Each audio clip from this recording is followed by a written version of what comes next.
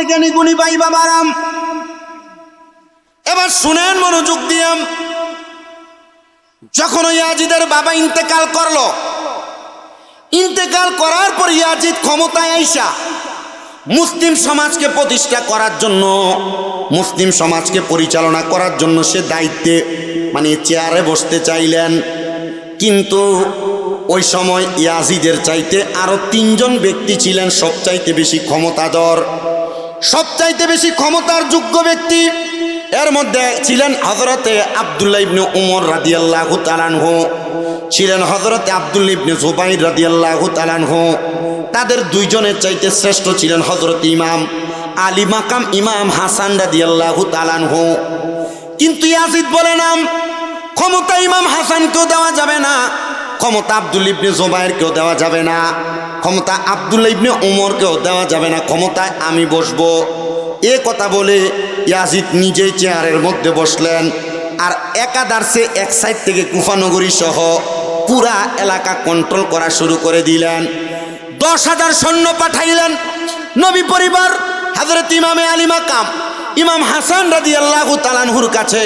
বলে হুজুর শাহাদাত বরণ করলেন ইমাম হুসাইন, তো ইমাম হাসানের কথা আসে কোথা থেকে? না না না, শাহাদাত বরণ ইমাম হুসাইন করছেন পরে। ইমাম হুসাইনের আগে আরো 71 জন আহলে বায়াতের সদস্য কারবালার ময়দান এবং কুফানগরীতে শাহাদাত বরণ করেছেন।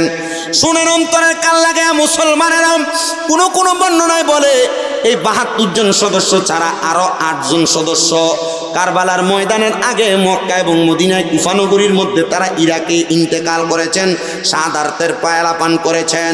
কিন্তু কিভাবে করেছেন একটু মনোযোগ দিয়ে শোনার চেষ্টা করবেন। ইয়াজিদ যখন 10,000 সৈন্য পাঠাইল মদিনা এবং মক্কায়, মক্কা এবং মদিনাবাসী তোমরা চলো, ইয়াজিদকে তোমরা খলিফা মানো, মাইনা তার হাতে বায়াত গ্রহণ কইরা তোমরা সমাজ পরিচালনা, দেশ পরিচালনা করো। কিন্তু তারা বলে না না না, আমরা যোগ্য মানি একজনকে, নবীর নাতি ইমাম হাসান রাদিয়াল্লাহু তাআলা আনহুকে। যদি তাকে তোমরা না মানতে চাও আব্দুল ইবনে জুবাইরকে মানো, যদি তাকেও না মানতে চাও আব্দুল ইবনে উমরকে মানো। ইয়াজিদ একতরফা হয়ে বলে না না না, আমি একা পরিচালনা করব, তারা মানলেও আমি করব, না মানলেও করব। কেউ যদি আমি ইয়াজিদের দলে আসে তাহলে ভালো, আর যদি না আসে তার গর্দান আলাদা করে দাও, তাকে উটের পেছনে তার গলাটা বাইন্দা তারে আরবের মরুভূমিতে চেঁচাও।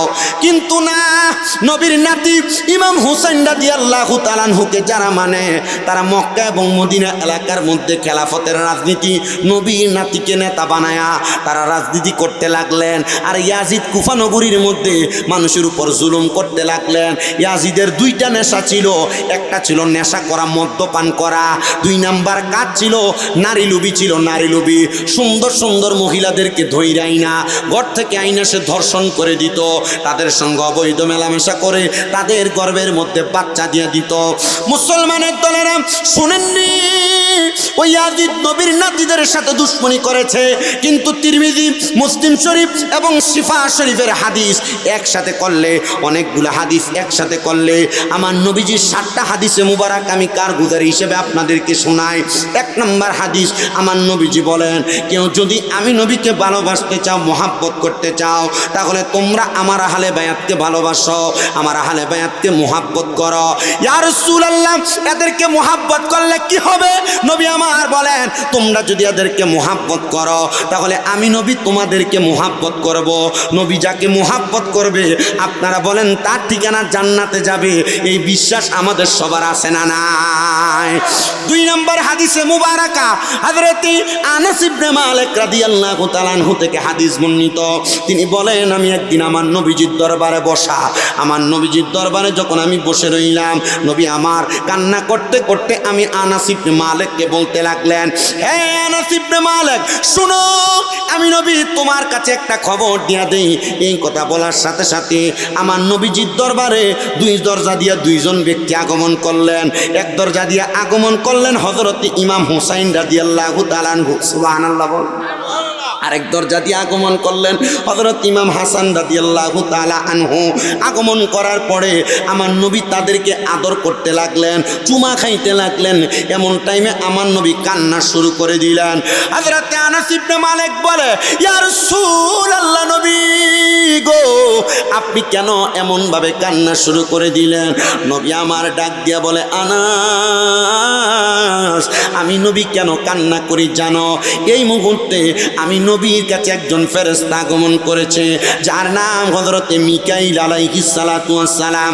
উনি আয়েশা আমি নবীর কাছে খবর দিছে, ইয়া রাসূলুল্লাহ, নবী আপনি বুঝি আপনার কোলে যে দুইজন নাতি আছে এদেরকে আপনি ভালোবাসেন, হাদিস শরীফে এদেরকে সন্তান তুল্য দাবি করেছে। ও মায়ার নবী, আপনি বুঝি এদেরকে মুহাব্বত করেন? আমি নবী মিকাইল ফেরেশতাকে বললাম, হ্যাঁ মুহাব্বত করি। নবী গো, ও মায়ার নবী, আপনি কি জানেন গো নবী, আপনার এই দুইজন নাতিকে আপনি নবীর উম্মত দাবিদার বেঈমানেরা তাদেরকে আঘাত করবে, তাদেরকে হত্যা করবে। আমার নবী কান্না শুরু করে দিলেন। ও মিকাইল ফেরেশতা, তুমি কি বলো? বলে, ইয়া রাসূলুল্লাহ, আপনার বড় নাতি ইমাম হাসানকে তারা বিষ পান করাবে, আপনার ছোট নাতি ইমাম হুসাইনকে তারা ওই কারবালার জমিনের তফা প্রান্তরে ইমাম হুসাইনের গলা মুবারকের মধ্যে ছুরি চালায়া দিবে। নবী আমার কান্দে। জিবরাইল মিকাইল ফেরেশতা ডাক দিয়া বলে, ইয়া রাসূলুল্লাহ, আপনি যদি চান আমি আপনাকে ওই তফা প্রান্তরের মাটি দেখাইতে পারি। আমার নবী আগ্রহ প্রকাশ করলেন। মিকাইল ফেরেশতা আমার নবীর সামনে মাটির মধ্যে হাত রাখলেন, ডাইরেক্ট ওনার হাতের মধ্যে মাটিটা চলে আসছে। মাটিটা আমার নবীজির কাছে হাদিয়া সৌরভ প্রদান করলেন। নবী আমার হাদিয়াটা পাইয়া কান্না করে আর ডাক দিয়ে কয়, আনাস, তুমি আমার দরবার থেকে একটু আড়াল হও, হযরতে উম্মে সালমাকে খবর পাঠাও। উম্মে সালমা যখন আমার নবীর দরবারে আগমন করলেন, নবী আমার ওই মাটিটা উম্মে সালমার হাতে দিয়া বললেন, ও গো উম্মে সালমা গো, এই মাটিটা তোমার কাছে তুমি সংরক্ষণ করো। যেদিন দেখবা এই মাটিটা লাল হয়ে গেছে, ওই দিন মনে করবা আমার এই সন্তান, আমার এই নাতি ইমাম হুসাইন রাদিয়াল্লাহু তাআলা আনহুকে কারবালার ময়দানে শহীদ করে দিয়েছে। যতদিন পর্যন্ত আমার নবী দুনিয়াতে বেঁচে ছিলেন, হযরত উম্মে সালমা প্রতিদিন নবীজিকে প্রশ্ন করেছে, ইয়া রাসূলুল্লাহ, মাটি তো লাল হয় নাই। নবী আমার বলে, শোনো, ওই দিন কিন্তু এই দিন না, ওই দিন হলো মুহররম মাসের 10 তারিখ আশুরার দিন, আসরের নামাজের পূর্ববর্তী সময়ে আমার নাতিকে শাহাদাত করে দেওয়া হবে। জোরে বলেন আল্লাহু আকবার। 2 নাম্বার হাদিসে মুবারাকা, 3 নাম্বার হাদিসে মুবারাকা গেল। 4 নাম্বার হাদিস, আমি 7টা হাদিস বলবো, বইলে এরপর ওই যে শাহাদাতের ঘটনায় যাব, যেটাতে ধরছিলাম ইয়াজিদ এবং হযরত ইমাম হাসান, সেখান থেকে টানবো। 7টা হাদিসে মুবারাকা বলি, একটু শোনেন। কষ্ট হইতেছে আপনাদের? অসুবিধা হইতেছে? আপনারা বুঝতেছেন কিনা আমি জানি না। আর ওয়াজ কারবালার বহু শুনছেন, আর কতটুক কিভাবে শুনছেন এটা আপনারা ভালো জানেন। আর আমি আমার জবান দ্বারা কি বলতেছি আমি বুঝি।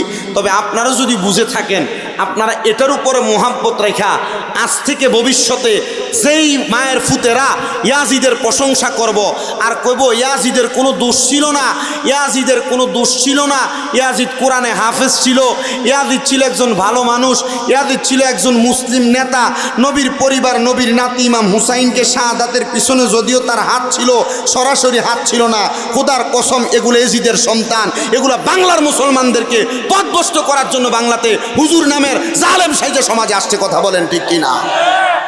এমন হুজুরদেরকে মাইনেন না। আমি আজকে দেখলাম বড় হুজুর, লম্বা পাঞ্জাবি লাগাইন না, শায়েখ আহমদুল্লাহ নামে আপনারা চিনেন যারে, আমি ডাইরেক্ট নাম ধরে সমালোচনা মানুষের কমই করি, করতে চাই না, কিন্তু আমি ভিডিওটা দেখা আমি নিজে ডাইরেক্ট শেয়ার দিয়ে কইছি এটা ইয়াজিদের ভূত। কি লাগে কইছি? কারণ এই বেটারে দেখছি এবারে ডাইরেক্ট কইতেছে ইয়াজিদ আব্দুল্লাহ ইবনে জিয়াদ, সে একজন মুসলিম নেতা ছিল, তার কারবালার ইমাম হুসাইনের শাহাদাতের পেছনে যদিও একটু হাত ছিল, বিচার করে নাই, কিন্তু সরাসরি তার কাফের কোন যেত না, তার আব্বা কোন যাইব? ইয়াজিদের কাফের কোন যেত না, তার বাপ কোন যাইব?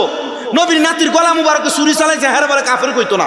আচ্ছা, নবী কইছে যে আমার ইমাম হাসান আর হুসাইনরে কষ্ট দিল, সে আমি নবীরে কষ্ট দিল, তো নবীর নাতি ইমাম হুসাইনের গলায় যে ছুরি চালাইলো এ তো নবীরে কষ্ট দিল। নবীরে যে কষ্ট দেয় এটা কাটটা কাফের বেঈমান, এটার সাথে মুসলমানের কোনো সম্পর্ক নাই। কোনো ইমাম যদি বলে তার পেছনে নামাজ পড়া জায়েজ নাই, যারা হাত তুলে বলেন ঠিক না বেঠে?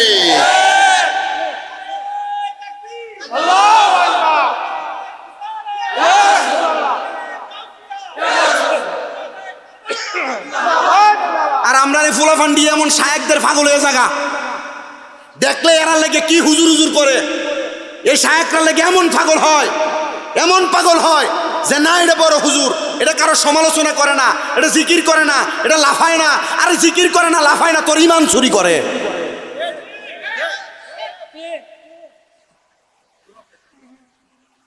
কষ্ট হইতেছে আপনারা? অসুবিধা হইতেছে? কালকে কব কি বক্তা দাওয়াত দিয়ে আনছো? মূর্খ মূর্খ না, কামেল পাস করা শেষ। কি বক্তা দিয়ে দাওয়াত দিয়ে আনছো? অনার্স মাস্টার্স করা শেষ। আরে মূর্খ, বয়স কম, নবীর শানে বেয়াদবি করা আমাদের কাজ না।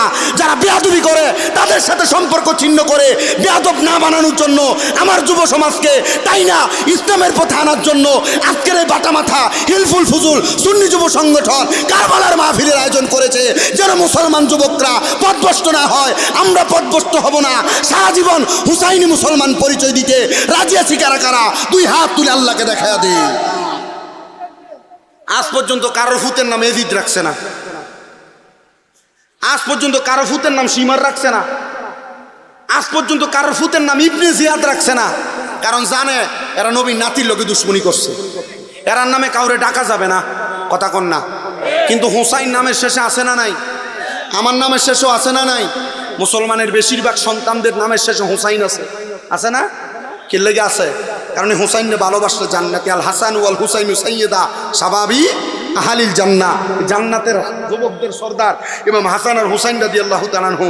এরারে মাইরা বুঝি এই যে লোক মাথাইছে, এই লোকের বলে আমরা এই দিদিরে কাফের কইলে বলে কিচ্ছু হইতো না। আল্লাহ আমরারে এদের থেকে হেফাজত করুক। জোরে কোন আমিন। আসতে কইতাছে চিন্তা করে, হুজুর আপনি তো কলজাটা দাঁত দিছেন, কালকে যে সমালোচনাটা করবো হেরা সমালোচনা করলে আমরা অসুবিধা হইব। নবীজি মসজিদে নববীতে নামাজ পড়াইছে, নবীর পিছনে নামাজ পড়ে যায়া এটা পিছনে পিছনে নবীর পিছনে কথা কইছে না? এখন কেউ আমার পিছন দিয়া কইল যে আমি সুরের ফুত, কেউ আমারে কইল আমি সুর, মানে আমি কি সুর? আমি সুরের ফুত। সে সেখানে কথা হ্যাঁ কই যে তোমরাও তো বাড়াবাড়ি করো, কি লেগা? তোমরা সুন্নি, তোমরা এটা না করবা। আরে মিয়া আমরা সুন্নি, আমরা এটা করবো, আমরা এটা করি, তুমি তো বাধা দাও। কথা কয় না? তুমি তো বাধা দাও। সুন্নিরা মাজারে টেহা দেয়, সুন্নিরা মাজারে সিন্নি করে, সুন্নিরা মাজারে বিরিয়ানি করে, সুন্নিরা মাজারে হাদিয়া দেয়, সুন্নিরা মাজারে সব দেয়। সুন্নিরা রেগুলারে তোমরা বেদাত কো। আবার বেদাত কয়ে দেয় দেখি যে ডিসিরে লাগাই দিছে সুন্নিরা মাজারে টিহার হিসাব লইবার লেখা। কথা কয় না? ঠিক কিনা? লাগাইছে ভালো কথা। ডিসি সাহেব যে মাজারের টাকার হিসাব চাইছে, কই এই যে 5 আগস্টের পরে বাংলাদেশে এতগুলো মাজার ভাঙলো, একটা ডিসি মাজার ভাঙার বিচার চায় নাই। তো যারা মাজার ভাঙার বিচার চাইবে না, এরা মাজারের টাকার হিসাবও চাইতে পারবে না। আমি যখন এই ডিসির বিপক্ষে কইছি, আমার ওয়াজের কমেন্টসে, আমার ফেজের কমেন্টসের ভিতরে ইচ্ছা মতো আমারও দুইছে। আমি কইলাম আমারও দুইয়ে লাভ নাই। এই ডিসি সরোয়ার উনি যে মাজারের টাকার হিসাব চাইছে বালা কথা, খাদেমরা টেহা খাইয়া ফেট বড় করে, এটা ছাওয়াই যায়। কিন্তু চাইছে যে এই ডিসি সাহেব কি 5 আগস্টের পরে মাজার ভাঙার বিচার চাইছিল কিনা? কথা কয় না? চাইছিল তো? চাই নাই তো মাজারের টাকার হিসাব চাইলো কেন? কথা বলে না। আবার যারা মাজারে টেহা দেন বেদাত কইছে, 3 দিনের টেহার হিসাব করার সময় হেরারে দিয়ে ওই মাজারের টেহা গনাইছে। কথা কয় না? হেরা ওই মাজারের টেহা গনবার লেগে গেছে। আবার কত সুন্দর কইতেছে, শাহজালাল ইয়ামিনের মাজারের টাকা দিয়া দেওবন্দি মাদ্রাসা প্রতিষ্ঠা করা হবে। আরে জেনে রাখতে হবে, দেওবন্দিরা মাজার বিরোধী। যারা মাজার বিরোধী, মাজারের টাকা দিয়ে এদের মাদ্রাসা প্রতিষ্ঠা করা যাবে না। যাইব আপনি গরিব রে দিয়ালাম, বাংলাদেশের রাস্তা বানাইলাম, বাংলাদেশের গরিব দুঃখীরে দিয়া পুনর্বাসন করে দেন, কিন্তু এই টেহা যারা মাজার বিরোধী এদের কাছে দিয়েন না। আর হেরাও মাজার বিরোধী হওয়ার কয়েকটা কারণ আছে। আমরা মাজার সব ঠিক আছে, মাজারের ভিতরে বেরিয়েছি ঢুকাইবার লাগে আমরা কে কইছে? উত্তর দিলেন না? অন ঠিক আয় না? মাটির বাড়ি দিলে গুনাগার সাথে আর উপরের দিকে স্যাপ মারলে নিজের গাত পরে। মাজারের ভিতরে বেরিয়ে ঢুকাইয়া সব দিয়ে মাজারের সমালোচিত বানাইছেন আপনারা। কথা বলেন না কেন? পিছন দিয়ে উরুস মুবারকের নাম দিয়ে বেড়ি দিয়ে গান বাজনা করে মাজারগুলোর সমালোচিত বানাইছেন আপনারা। আপনারা কেউ শিখাইছে? কেউ বলছে? যারা এমন মাজারের উরুস মুবারকের নাম দিয়ে বেড়ি দিয়ে গান বাজনা করে, খুদার কসম এদেরকে বয়কট করা সুন্নি সমাজের দায়ী। কেন? কারণ সুন্নিদেরকে পৃথিবীর বুকে সমালোচিত বানাইছে এরা। সুন্নি পরিচয় দিলে ক বুঝছি ও বন্যরা ওই যে মাথার গান বাদ্য করে দে হেরা কথা কয় না কয় কি কয় না ও ইটা কইলে আবার আমারই নিয়ে আপনারা দোষী কইলাম আবার কইলাম যে এটা সুন্নি না মনে এটার মনে দেখতে হলদি হলদি লাগে ও আমি করা সুন্নি আমি সুন্নি পরিচয় দেওয়ার জন্য আর কারোর কাছে বলা লাগবে না আমি যে সুন্নি এটা সবাই জানে কথা কয় না আমি হক কথা যেটা হক কমু লালডারে লাল কমু কালাডারে কালা কমু আপনি মানলো আমি কমু না মানলো আমি কমু বলার দরকার আছে কারণ মাজারের ভিতরে উরুস মুবারকের নাম দিয়া বেড়ি দিয়ে যারা গান বাজনা করে উরুসকে কুলুষিত করে আল্লাহর ওলির বদনাম যারা করে এরা জাহান্নামী এদের সাথে আমাদের সম্পর্ক নাই আমরা মাজার জিয়ারত করব কোরআন তেলাওয়াত করব সূরা ফাতিহা পড়ব জিকির আজকার করব কিন্তু মাজারে বেড়ি দিয়ে গান করব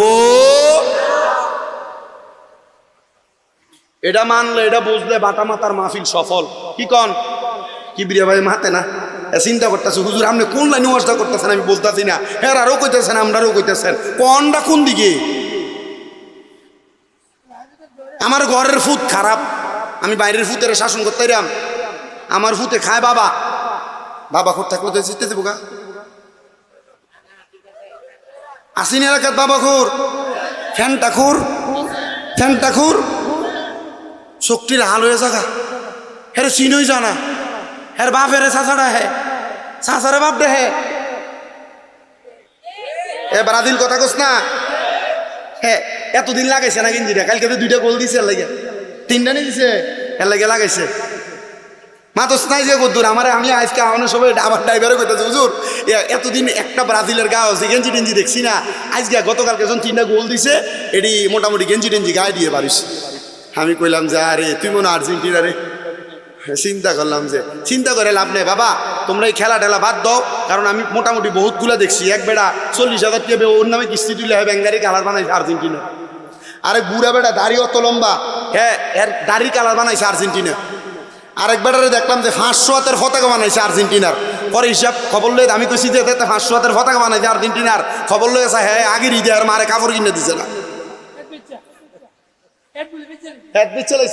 আরেক বেটা 40,000 টাকা লোন লই আর হুন্ডার কালার বানাইছে আর্জেন্টিনা তোরা ব্রাজিলের 7 আপ কই হেরা সেটা হেরো আবার লড়ছ ইটা লইয়া ভাড়াভাড়ি করে আমরা মুসলমান শেষ ফজরের নামাজ পড়তে কোনোদিন ওঠে না 7টার দিকে খেলা সাউন্ডে লেগে হ্যাঁ ঘুমানো এলান দিয়ে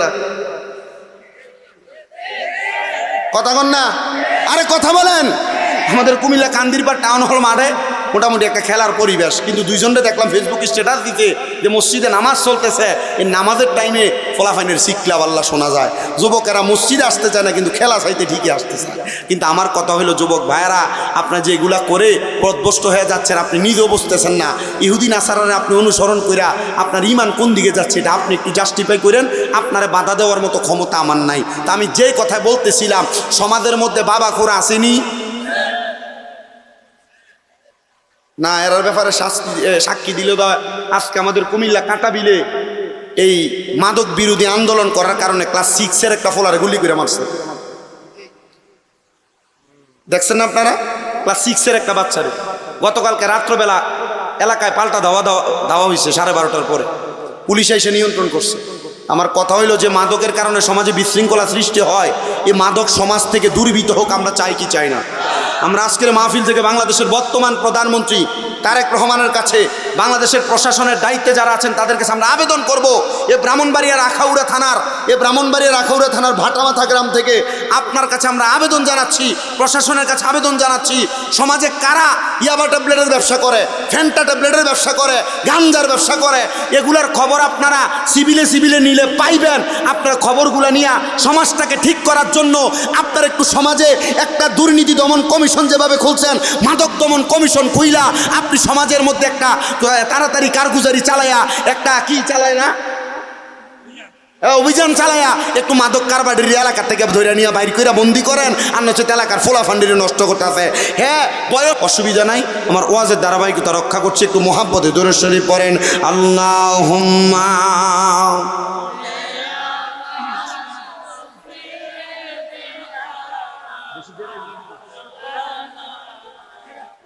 وعلى آل سيدنا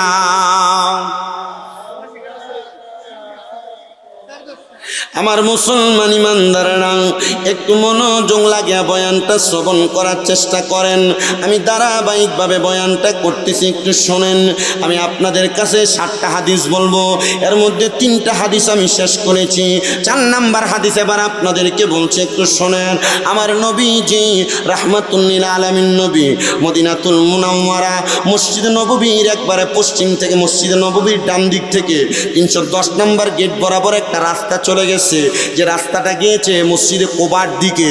যে কোবা মসজিদের ভিতরে 2 রাকাত নামাজ আদায় করলে একটা উমরা হজের সওয়াব পাওয়া যায়।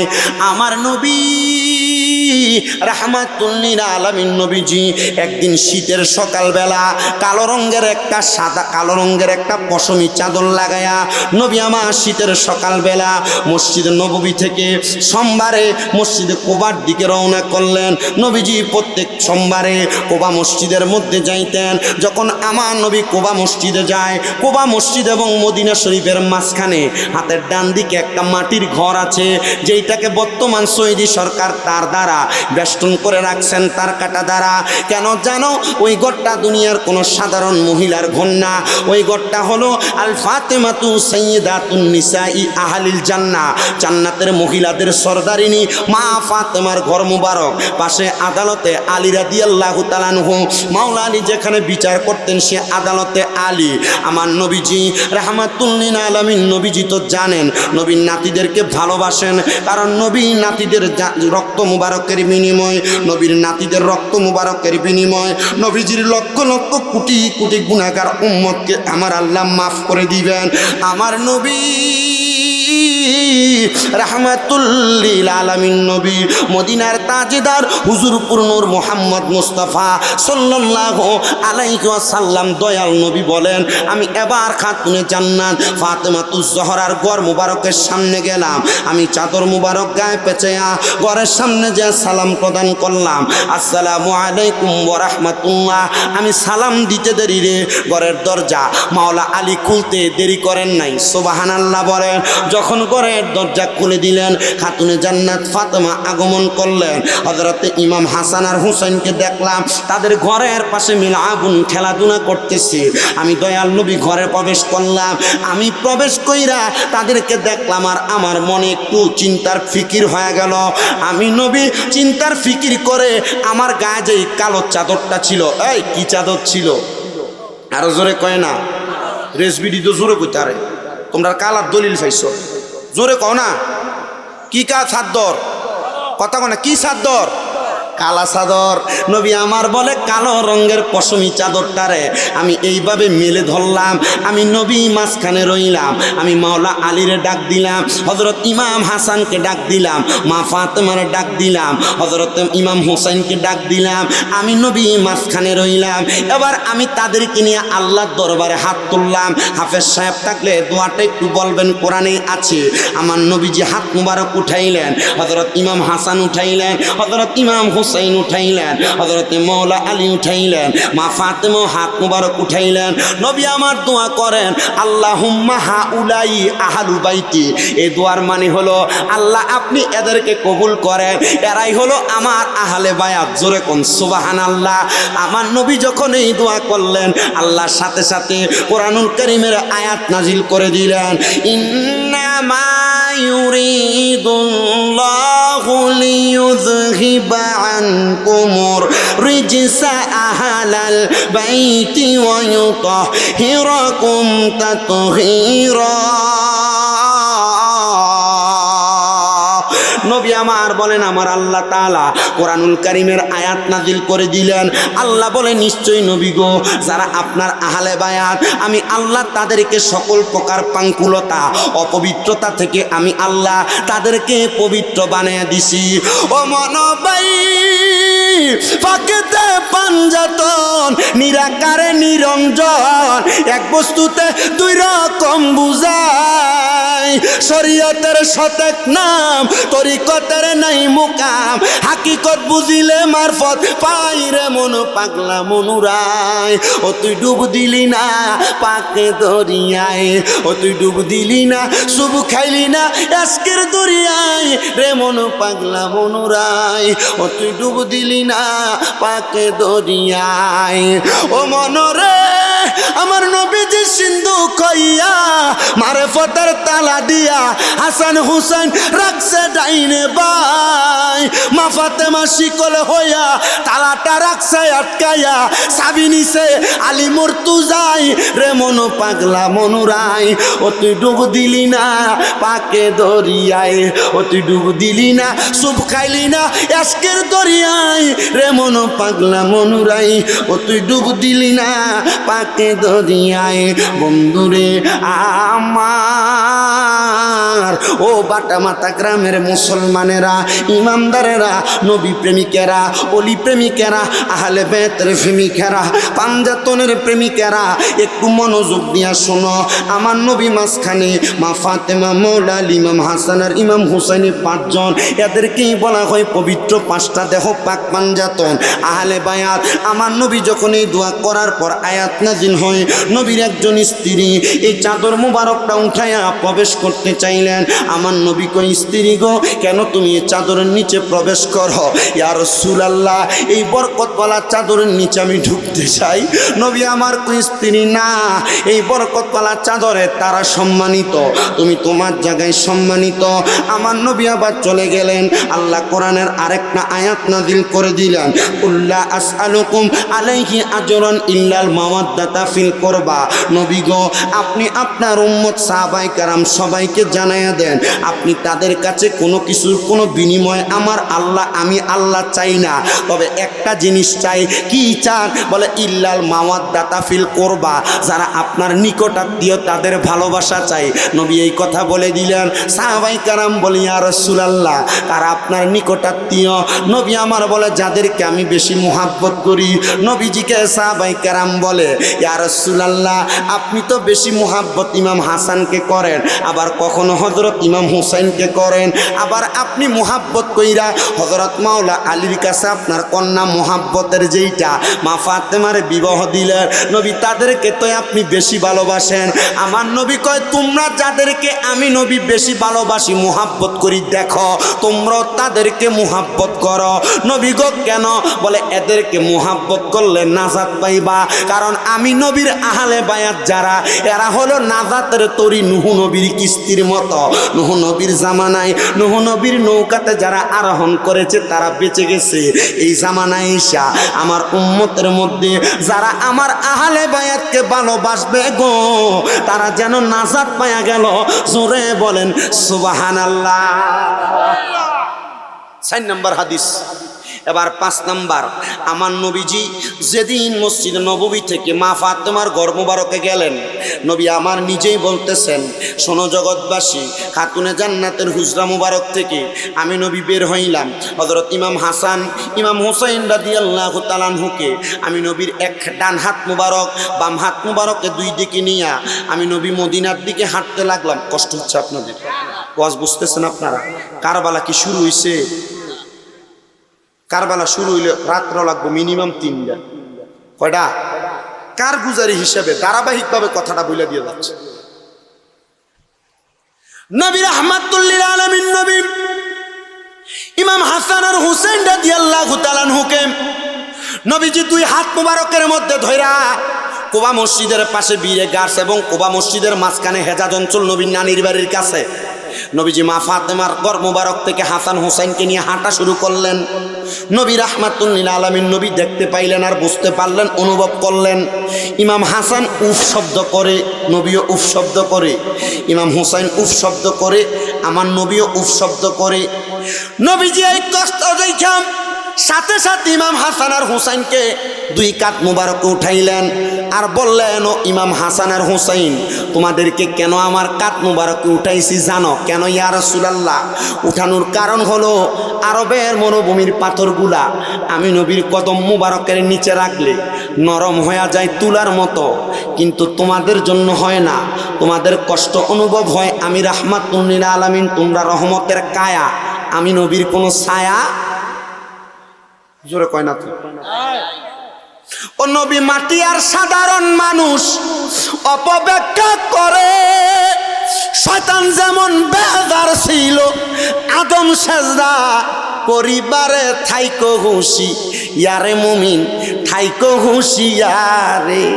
চলছে ধর্ম নিয়া বাড়াবাড়ি আগুনিমা নের বাজারে থাইকো হুশি ইয়ারে মুমিন থাইকো হুশিয়ারে। উম্মত হবে ৭৩ দল ৭২ দল যাইবে রে তল বলিয়াছেন নবী দনে দেখ না হাদিস খুলে। আর হেরা কয় তোমরা সুন্নিয়ার ওহাবি লইয়া তো মারামারি করো। নবীর হাদিস কয় উম্মত ৭৩ দল হইব। বেশি উপরের ক্লাস না, মেশকাতুল মাসাবির কিতাবুল ঈমান অধ্যায়ের ভিতরে হাদিস। ওরে উম্মত হবে ৭৩ দল ৭২ দল যাইবে রে তল বলিয়াছেন নবী দনে দেখ না হাদিস খুলে। ওরে বর্তমানে বাতিল ফেরকা বিশ্ব গেছে পড়ে যুক্তি তর্কে সরল মনা লোকের ঈমান চুরি করে তাইকো হুশি ইয়ারে মুমিন থাইকো হুশিয়ারে। নবীর তাজিম মিলাদ কিয়াম আহলে বয়াতের সম্মান করিতে আউলিয়ার সন্ধান বলছেন পরোয়ারে। ঠিক কিনা? ওরে এসব কথা শুনলে তাদের মাথায় বাড়ি পড়ে। শয়তান যেমন বেজার ছিল আদম সেজদা পরিবারে তাইকো হুশি ইয়ারে মুমিন থাইকো হুশিয়ারে। মুসলমান তোমার সাবধান করতে শামীম রেজা প্রত্যেক দিন বাটা মাথায় আসবে না। আজকেই বলে দিয়ে যাই, যার ভিতরে নবীর প্রেম নাই, আহলে বায়াতের প্রেম নাই, ভালোবাসা নাই, এদের সাথে তোমার কোনো সম্পর্ক থাকতে পারে না। আমি তোমাকে বারবার বলে দিয়ে যাই, লক্ষ কোটি টাকা দিয়া দামি বাড়ি দামি বিল্ডিং কিনা যায় কিন্তু ইমান কিনা যায় না। ইমান আমার নবীর কোনো ছায়া নাই, নবীর কায়া হইল হযরত ইমাম হাসান হুসাইন। আহলে বায়াতের মুহাব্বত লাগাইতেছে। নবী দুই কাঁধে ইমাম হাসান আর হুসাইনকে তুললেন, সামনের দিকে হাঁটতে লাগলেন। এমন টাইমে হেজাজ অঞ্চলের বনু কোরাইজার একজন পথিক ডাক দিয়া কয়, হাসান হুসাইনের ভাগ্য বড় ভালো, হাসান হুসাইনের ভাগ্য বড় ভালো, কারণ তারা দামি একটা সাওয়ারির উপরে উঠছে, সাওয়ারের উপরে উঠছে। আমার নবীজি নবীজির গার মুবারক ফিরায়া ডাক দিয়া কই, ও হেজাজেল কোরাইশের মানুষ, হাসান হুসাইন যে সাওয়ারের উপরে উঠছে শুধু সাওয়ার দামি না, সাওয়ারের উপর যে দুইজন সাওয়ারি ইমাম হাসান আর হুসাইন, সাওয়ার যেমন দামি সাওয়ারি দুইজন তেমন দামি। নবী বুঝাইলেন শুধু আমি নবী দামি না, আমার সাথে আমার নাতি ইমাম হাসান এবং হুসাইন ঠিক তেমন দামি। ইয়া রাসূলুল্লাহ বুঝতে পারলাম। নবী আমার চলে গেলেন মসজিদ নববীতে, বর্তমান বাবু সালামের পাশে বাবে আবু বকর যেই দরজা আছে আমার নবী সে জায়গায় বসলেন। বসা অবস্থায় ইমাম হাসানকে নবীর ডান উরু মুবারকে বসাইলেন, ইমাম হুসাইনকে বাম উরু মুবারকে বসাইলেন। খাতুনে জান্নাত ওই দিক দিয়া ইমাম হাসান হুসাইনকে না দেখা উনি খোঁজ করতে লাগলেন, কারণ খাতুনে জান্নাত জানে ইমাম হাসান হুসাইন নবীর নাতি, জান্নাতের যুবকদের সর্দার। এদেরকে না দেখলে খাতুনে জান্নাতের ভালো লাগতেছে না, আরাম লাগতেছে না। ইমাম হযরত হাসান আর হুসাইন নবীজির উরু মুবারক রান মুবারকের উপরে বসা, খাতুনে জান্নাত খুঁজতে খুঁজতে মসজিদে নববীর বাবু সালামের পাশে বাবে আবু বকরের সামনে আসলেন। আয়েশা দেখতেছে আমার নবীজি ইমাম হাসান রাদিয়াল্লাহু তাআলা আনহুর ঠোঁট মুবারকের মধ্যে চুমা খাইতেছে, আর ইমাম হুসাইন রাদিয়াল্লাহু তাআলা আনহুর গলা মুবারকের মধ্যে চুমা খাইতেছে। খাতুনে জান্নাত কান্না করে দিলেন, আর ডাক দিয়া কয়, আব্বাজান ওগো মুহাম্মাদুর রাসূলুল্লাহ সাল্লাল্লাহু আলাইহি ওয়াসাল্লাম, আব্বা গো আপনি আজকে এমন ভাবে কেন তাদেরকে আদর করতেছেন? অন্যদিন আপনি কপালে চুমা দেন, গালে চুমা দেন, বুকে চুমা দেন, ইমাম হাসানের কেন ঠোঁট মোবারকে চুমা দিলেন? ইমাম হাসানের কাছে কয় হাজার সৈন্য ভাড়াইছিল? ও যাইছিনি প্রথমটা 1 ঘন্টা আগে 10,000 সৈন্য। আমার নবীজি গায়েবের খবর দেনেওয়ালা, নবীজি কিচ্ছু জানে না, ইনলিটারেট। এটি কয়নি বলে না মনে হয়? আমার নবী রাহমাতুল লিল আলামিন নবী গায়েবের খবর দেনেওয়ালা। আমার কথা না, আল্লাহর কোরআন সূরা জিনের শেষ 2 আয়াত, আলিমুল গায়বি ফালা ইউযহিরু আলা গায়বিহি আমার আল্লাহ কয় আমি আমার গায়েবের খবর কাউকে দেই না, কিন্তু আমার আল্লাহ কয় ইল্লা মানির তাদমির রসুল, তবে আমার রাসূল ছাড়া। সভাপতি কি আজকের মাহফিলে? ইমাম সভাপতি কো হুজুর নিচে আছে? আচ্ছা আচ্ছা, ধরেন আমার পাশে উনি বসা আছে সহসভাপতি, আমার পাশে সহসভাপতি, আমার হাতে 20 টাকা দামের ফ্রেশ পানির বোতল। আমি বললাম এ পানির বোতল কেউ খাইতে পারবে না, তবে সহসভাপতি ছাড়া এই পানি কেউ খাইতে পারবে না। কে ছাড়া? তার মানে সভাপতি সহসভাপতি খাইতে পারবো? কথা কয় না। আমার আল্লাহ কয় আলিমুল গায়বি ফালা ইউযহিরু আলা গায়বিহি, আমার আল্লাহ তাআলা গায়েবের খবর কাউরে দেয় না। আল্লাহ কয় ইল্লা মানির তাদমির রসুল, তবে আমার রসুল ছাড়া গায়েবের খবর কেউ রে দেয় না, তবে রসুল ছাড়া। তার মানে ফানি কেউ খাইতে পারবে না সহসভাপতি ছাড়া, গায়েবের খবর কেউ রে দেয় না নবী ছাড়া। তার মানে নবীরে দেয় আর কেউ রে দেয় না। আর বিয়াক্কল কয় নবী গায়েবের খবর দিতে জানে না। আমার আল্লাহ আমার নবীরে যে গায়েবের খবর দেয়, আমার নবী আল্লাহ প্রদত্ত ক্ষমতায় গায়েবের খবর দেয়। ধরে কোন সুবহানাল্লাহ। সবাই একটু মুহাব্বতে দুরূদ শরীফ পড়েন, সালাতুন ইয়া রাসূলুল্লাহ। তাড়াতাড়ি চেঞ্জ করো। হাবিবাল জামালেয়া শেকাবা সদ মুহাম্মদ, খেয়ালেও বরাবা সদ আহম্মদ, সালাতুনিয়া রাসূলুল্লাহ সালামুনিয়া इश्क महबूब खुदा जिस दिल में हासिल नहीं, लाखों मोमिन हो मगर ईमान में कामिल नहीं, सलातुनिया रसूल मोहब्बत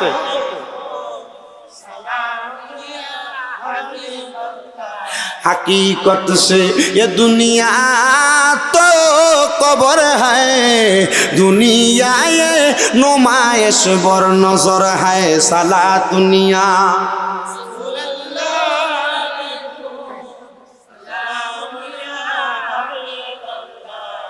गुप्ते मूसा बाखुदा दार कुहे तूर, गुप्ते मुहम्मद बाखुदा दार अर्श नूर, सलातुनिया সালামুনিয়া বোলালনিয়া রাসূলুল্লাহ মদিনায়, বোলালনিয়া হাবিবাল্লাহ মদিনায়, সালাতুনিয়া। এটা কি তা? মদিনার মাটি যদি হইতাম, নূর নবীকে বুকের মাঝে রাখিতাম, সালাতুনিয়া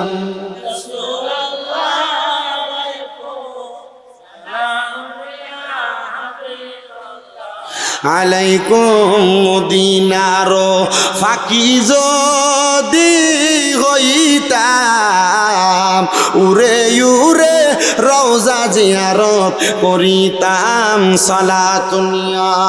সবাই পড়েন, ইলেকট্রিক জিনিস সমস্যা হইতে পারে।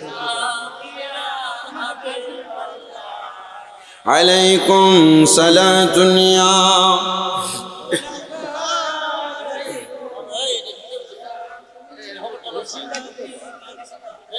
যাদের হাতে লাইট গুলো আছে এগুলো একটু উপরের দিকে ধরে রাখবেন, আমি আমার ওয়াজের ধারাবাহিকতা রক্ষা করি। এই ইলেকট্রিক জিনিস সমস্যা হতেই পারে, আস্তে ধীরে ঠিক করি। অপারেটর নাই, ওই হ্যাঁ যে খবর লয়েছে বাবা একটু দেখি। আল্লাহ আমরারে কবুল করেন, পরে না আমিন। লাইটের আলো, প্রেমিকের কাছে কি বেশি আলো লাগবো? প্রেমিকেরা অন্ধকারে তালাশ করবে, মুরাকাবা মুশাহাদা করলে অন্ধকারই করা লাগে, ঠিক কিনা? একটু অন্ধকারে ওয়াজটা শুনলে অসুবিধা হবে আপনাদের।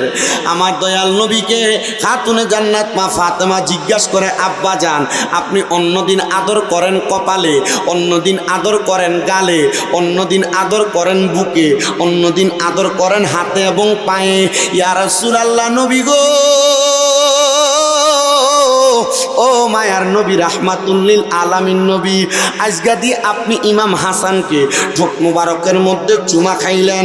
এই কথা বলতে দেরি হযরতে খাতুনে জান্নাত ফাতেমার সামনে আমার নবী কান্না করতে দেরি করে নাই। নবী আমার ডাক দিয়ে কয়, ফাতেমা গো, তুমি কি খবর জানোনি? আমার আল্লাহ তাআলা আমি নবীকে জানাইছে একদিন আমি নবীও দুনিয়াতে থাকবো না, তুমিও থাকবে না, মাওলা আলীও থাকবে না, হযরতে ইমাম হুসাইন যদিও থাকবে, ইমাম হুসাইন থাকা অবস্থায় আমার হযরতে ইমাম হাসানকে ওই দুষ্ট পাপাচার ইয়াজিদের দলেরা আমি নবীর উম্মত দাবি করবে। ক্ষমতার লোভ কইরা, চেয়ারের আশা কইরা, খেলাফতের সম্মান পাওয়ার জন্য আমার নাতিরে তারা বিষপান করাইব। মুসলমান যেমন কথা তেমন কাজ, আমার নবী ওসিয়ত করে গেলেন। হযরতে মা ফাতেমা ডাক দিয়ে কয়, আব্বা জান, ও আব্বা জান, ইমাম হুসাইনকে গলা মুবারকে কেন চুমা খাইলেন? নবী আমার আরো কান্না করে দিলেন। ছোট বাচ্চারা যেমন ভাবে কান্না করে, খাতুনে জান্নাত ফাতেমারে নবী বলেন এমন ভাবে কান্না করতে লাগলো। আমার নবীর দাড়ি মুবারক, গাল মুবারক গুলো ভিজে গেছে কান্না করার কারণে। ও ফাতেমা, খবর কি জানো? আমি নবী দুনিয়াতে থাকবো না, তুমিও থাকবে না, মৌলা আলী ইমাম হাসানও থাকবে না। আমার ইমাম হুসাইনকে কারবালার প্রান্তরের মধ্যে ওই দুষ্ট পাপাচারেরা তার গলা মুবারকের মধ্যে চুরি চালায়া দিব। নবীজি এই কথা বললেন আর খাতুনে জান্নাত কান্না করতে লাগলেন। আমার নবীরে খাতুনে জান্নাত ডাক দিয়ে কে, আব্বা জান, আব্বা গো, আপনি কি একটু দোয়া করতে পারেন না যাতে হযরত ইমাম হুসাইনকে এইভাবে আঘাত না করা হয়? নবী আমার ডাক দিয়ে কয়, গো ফাতেমা, তুমি কি খবর জানো? আমি নবী তোমারে কি জানাইতেছি। আমার ইমাম হাসান রাদিয়াল্লাহু তাআলা আনহু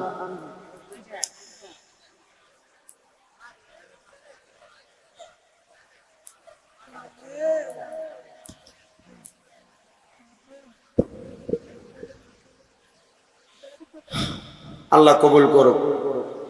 আরো জোরে বলেন। অন্ধকার অবস্থায় যা বলা হয়েছে আপনারা বুঝছেন? অসুবিধা হয়েছে আপনাদের? সমস্যা হয়েছে? ওয়াজটা একটু মনোযোগ দিয়ে শোনেন।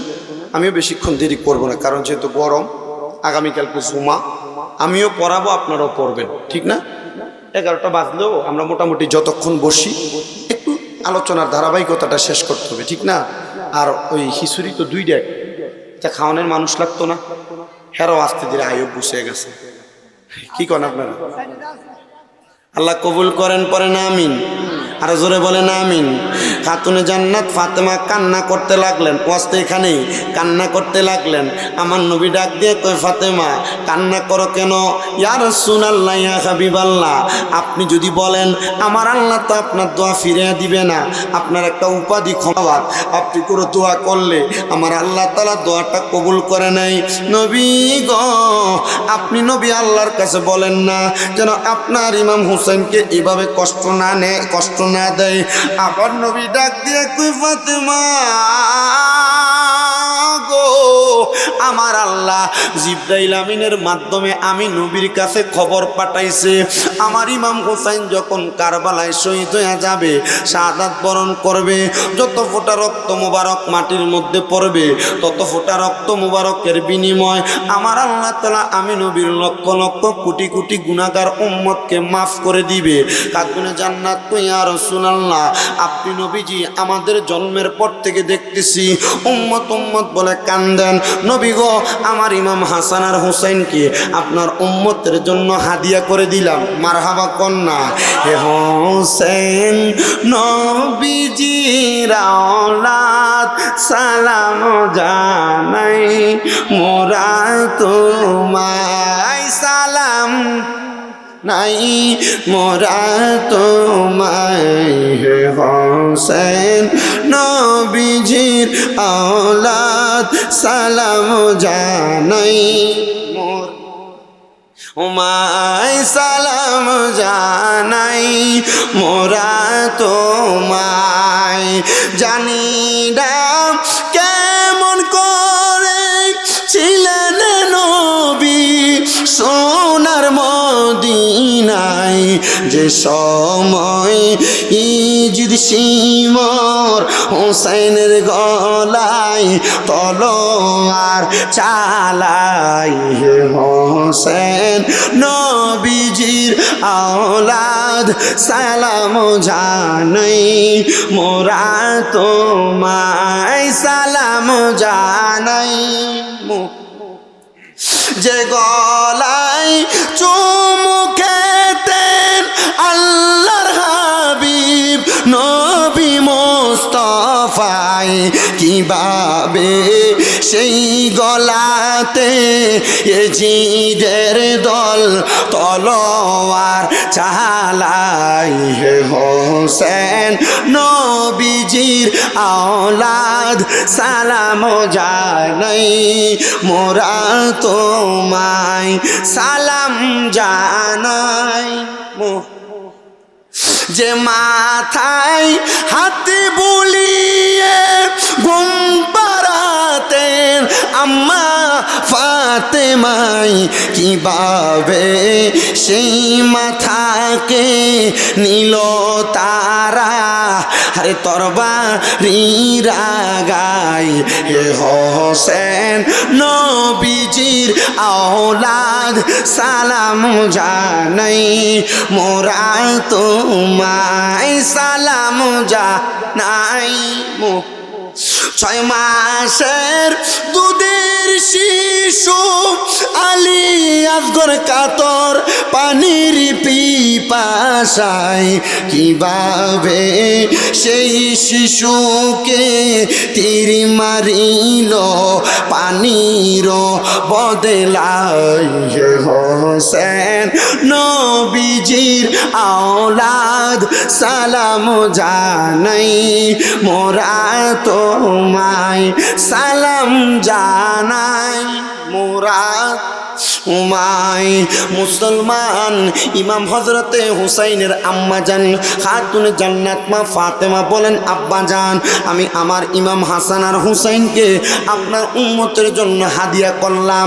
ও বাটামাতা এলাকার মা বোনেরা যারা মা ফাতেমার ওয়াজ শোনো, ইমাম হাসান হুসাইনের ওয়াজ শোনো, অন্তরের কানটা লাগে শোনো, এদেরকে ভালোবাসো, মুহাব্বত করো, জান্নাত তোমাদের জন্য বড় সহজ। তবে পর্দা কইরা নামাজ পইরা স্বামীর কথা শুই না যদি এই 3টা কাজ না কইরা তুমি হাজার আহলে বায়াতকে মুহাব্বত করো কাম হবে না। শোনো মনোযোগ লাগে রে মুসলমানেরা, অন্তরের কানটা লাগে শোনো। এবার খাতুনে জান্নাত ফাতেমা বিদায় হয়ে গেলেন, আমার নবীও বিদায় হয়ে গেলেন। মাওলা আলীকে তো তারা কুফায় নিয়া নামাজরত অবস্থায় পা মুবারকের মধ্যে তীর মেরে দিছে। মাওলা আলীও বিদায় হয়ে গেছে। হযরত ইমাম হাসান আর হুসাইন দুনিয়াতে আছেন। ইমাম হাসান আর হুসাইন মালিক ইবনে মারওয়ান নামক একজন সাহাবীকে নিয়ে তিনারা গেলেন মাঠের মধ্যে তাদের উট পরিচালনা করার জন্য। যখন ইমাম হাসান গেলেন একদিকে, ইমাম হুসাইন গেলেন মালিক ইবনে মারওয়ানকে নিয়ে একদিকে। দুষ্ট পাপাচারী ইয়াজিদের দলেরা ইমাম হাসান নবীর নাতিকে একবার দুইবার না, তারা শরবতের সাথে 6 বার বিষ পান করাইয়া দিছে, কিন্তু ইমাম হাসান শাহাদাত বরণ করে না, ইন্তেকাল করে না। ও নবীর নাতি ইমাম হাসান, আপনি কেন শাহাদাত বরণ করেন না? আপনি কেন দুনিয়া থেকে বিদায় নেন না? ইমাম হাসান বলে, তারা আমার ঠোঁটের মধ্যে কি বিষ পান করায়, এগুলা তো দুনিয়ার সাধারণ পানির চাইতে, দুনিয়ার নিকৃষ্ট পানির চাইতেও ভালো মনে হয়। বলে কেন জানো?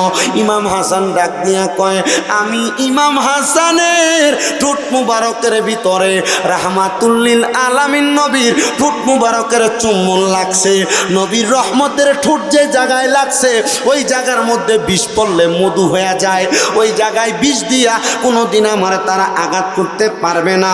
কিন্তু সর্বশেষ পরিকল্পনা, ইমাম হাসান রাদিয়াল্লাহু তাআলা ঘুরে উট চড়াইতে যাওয়ার পরে মরুভূমির প্রান্তরের পাহাড়ের এক প্রান্তে ইমাম হাসান রাদিয়াল্লাহু তাআলা আনহুর শরবতের গ্লাসের মধ্যে, শরাবের গ্লাসে তারা আরবের মরুভূমির ছোট ছোট নুড়ি পাথরকে বাইটা বাটন করে সেই বিষের সাথে দিয়া দিছেন। ওই শরাবের সাথে বিষ দিয়া নিয়া একসাথে ওনাকে পান করে দিছে। যখন উনি পান করলেন ওই ছোট ছোট নুড়ি পাথরগুলা ওনার কলিজাতে আঘাত করতে লাগলো, কিন্তু বিষক্রিয়া ধরে না। উনি নানা গো বলে চিৎকার করে মাটিতে পড়ে গেলেন। পাশেই আরবের মরুভূমির পাহাড়ের অন্যদিকে ইমাম হুসাইন অন্য ওটগুলো দেখাশোনা করতেছে। ইমাম হুসাইন ডাক দিয়া কয়, মালিক ইবনে মারওয়ান, তোমরা কি একটা খবর শুনতে পাইছো? আওয়াজ শুনতে পাইছো? বলে কি? বলে আমার ভাই ইমাম হাসান নানা গো বইলা চিৎকার করেছে, চলো যে আমার ভাইকে উদ্ধার করি। হযরতে মালিক ইবনে মারওয়ান ডাক দিয়া কই, ইমাম হুসাইন গো, না না না, হয়তো অন্য কেউ ডাক দিয়েছে। ইমাম হুসাইন ডাক দিয়া কয়, দুনিয়াতে কোনো মানুষ ব্যথা পাইলে আঘাত পাইলে আল্লাহ গোকে স্মরণ করে, মা বাবাকে স্মরণ করে। দুনিয়াতে দুইজন মাত্র নাতি আছে, ব্যথা পাইলে নানাকে স্মরণ করে, তারা আর কেউ না, একজন আমার বড় ভাই ইমাম হাসান, আর একজন আমি ইমাম হুসাইন। মালিক ইবনে মারওয়ান, চলো আমার ভাই কোন জায়গায় জানি আঘাতপ্রাপ্ত। দৌড়ে গেলেন পাহাড়ের অপর প্রান্তে, যা দেখতেছে হযরত ইমাম হাসান মরুভূমির ধুলাবালির মধ্যে সাঁতরাইতেছে আর কাতরাইতেছে। জিজ্ঞাসা করে, ভাইয়া কি এমন অবস্থা? মুখের মধ্যে ললাট দেখা যায়, আপনার কি আবার বিষপান করানো হয়েছে? একটাবার বলেন না। ইমাম হুসাইন ছিলেন জালালি হালতের, তরবারিটা নিয়ে ডাক দিয়া কয়, ভাই আপনারা কে বিষপান করাইলো একবার বলেন, তার গর্দান আমি তার গর্দানের সাথে তার মাথা রাখবো না। ইমাম হাসান কয়, ইন্নাল্লাহ মা'আস সাবিরিন, ধৈর্য ধারণকারীর সাথে আল্লাহ আছে। আপনি যদি তাদের গর্দান আলাদা করে দেন, আমার নানার উম্মতেরা যুগ যুগ ধরে দুনিয়াতে আসবে, আমার নানার উম্মতের ঈমান কেমনে পরীক্ষা হবে? ধৈর্য ধারণ করেন, যুগ যুগ ধরে তারা থাকবে। নানার উম্মতেরা যদি আমাদেরকে ভালোবাসে জান্নাতি, এদেরকে ভালোবাসতে জাহান্নামী। এরা কারা? যারা এজিদরে কয় রহমতুল্লাহ আলাই, এজিদরে কয় হাফেজে কোরআন। এজিদের কোনো দোষ ছিল না, এজিদ ছিল এজিদের কোনো হাত ছিল না, এরাই হলো সেই জাহান্নামী। আর আমরা যারা মা আনা আলাইহি ওয়া আসহাবি আহলে সুন্নাত ওয়াল জামাত দাবি কইরা আহলে বায়াতকে স্মরণ কইরা কারবালার মাহফিল করি, আমরাই স্বীকার করি আমরা জান্নাতি। কারণ এদের মুখে বদরের যুদ্ধের ওয়াজ আছে, উহুদের যুদ্ধের ওয়াজ আছে, হুনাইনের যুদ্ধের ওয়াজ আছে, উষ্টের যুদ্ধের ওয়াজ আছে, কারবালার যুদ্ধের ওয়াজ নাই। কারণ কারবালার যুদ্ধের ওয়াজ করলে নবীর ইলমে গায়েবের কথা কোন লাগবো, কারবালার যুদ্ধের ওয়াজ করলে ইমাম আলী মাকামের শান বলা লাগবো। এই জন্য এরা বদর উহুদের যুদ্ধের ওয়াজ করে, কারবালার ওয়াজ করে না।